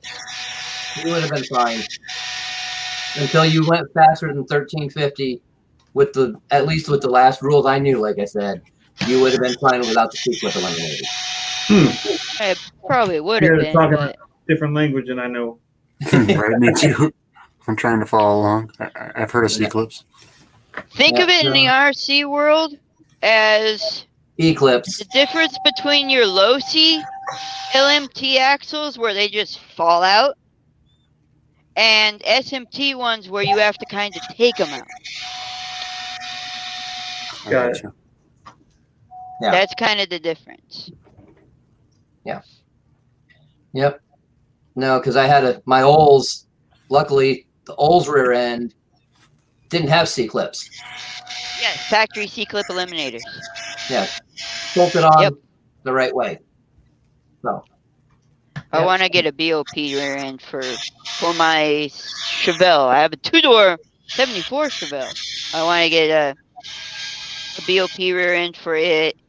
Okay, we'll get the earlier in-body style that's a little bit narrower so you can run a little wider wheel in the back.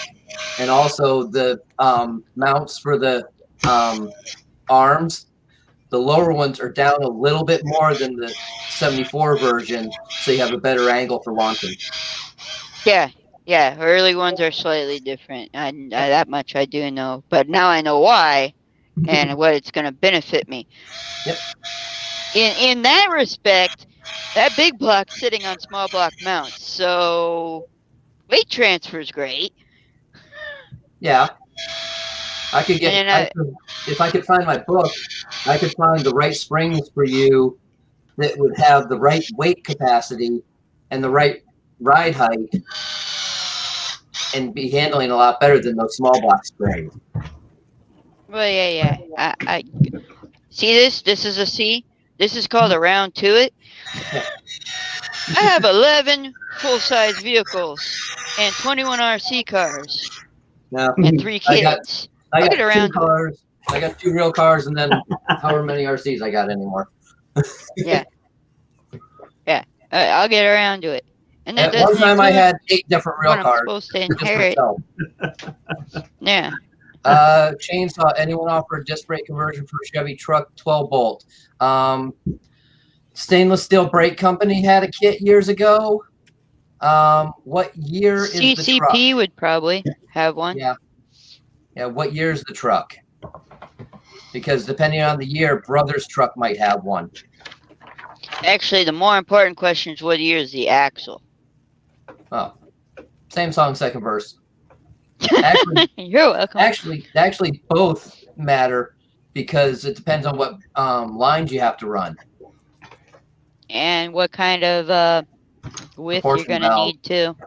Yeah, the proportioning. Whether you're going to have to use those evil wheel spacers. Because those are almost Okay, useless. 78. Yes, there is a company that has them because actually my pastor is doing that to a truck he just bought, but I don't remember the name of the company. He found it on the internet. It's a well-known company. I know Bear Brakes used to do one, but I don't know if they are doing it anymore. They're limiting stuff they're doing right now. Stainless steel brakes might have it. Could it be CCP you're thinking Yeah, of? CCP might have it as well. If anything, get a hold of Summit and ask them because they can set you on to who might have it. And they might even have the company in their roster of stuff. Right. Take a ruler to the rear end on that thing, and then run down to a pick apart or local junkyard and find one of those Caprice police car taxi editions and see if all the bolts line up. Those, well, they might Those are line disc up. brake in the rear. Yeah, but the problem is the bolt holes might line up for the bolt pattern of the wheel, but the offset of the hat itself is completely different because of the size of the axle housing. That very well could be. Pickup truck versus car. XGM counterman. Well, there you go. I can only pull out O'Reilly's out of my keister, so hey, you win. I used to be a counterman for Chevy and Saturn. Yeah, I was a leprechaun for 3 years. A friend of mine at the same place, so. But hey, after they fired me because I wanted to move up, Hmm. joke's on them. Year and a half, 2 years later, we're going on 10 now, but I was still going in there, and occasionally I would hear people were still asking for me there. Hey, where's the girl with the El Camino who knows everything? They done fired me. That's what happened. Why? Because I wanted a management position after being there for 3 years. Thought I'd put my time in, I thought, but Yeah. hey, what do I know? Chainsaw works part-time at Napa. My buddy just left Napa and went over to Advanced because it's closer to him and it was more money. He was at O'Reilly's for 2 years before that. So. Oh, you know all about $1 less and having to get commission. Oh, yeah. I started with CSK and then got put in the leprechaun suit. That wasn't my thing. That was all them. Yeah. And then they told me, oh, we can give you an assistant manager position eventually, but not at your store. You have to go to the Anaheim store. That's a good solid 12 plus miles away. I'm driving the El Camino with the big block. 12 plus miles away. And we're going to put you in the back room so you can recategorize the back room when we move you there. Oh, yeah. Wait. So I'm driving 10 times the distance because I could walk to the store before because it was in my neighborhood. Yeah. Yeah. You're cutting me an hour of pay and you're not giving me the opportunity for commission. Yeah. And I still tried to accept that job. And then I call up that other store. They tell me, well, you're not on the schedule. We know nothing about it. And our manager's on vacation. Okay. I call up my store. What am I doing? Well, you're not on our books anymore. For a week. Okay. We're going around in circles for a week. A week later, they call me and say, hey, you're fired for not showing up to work.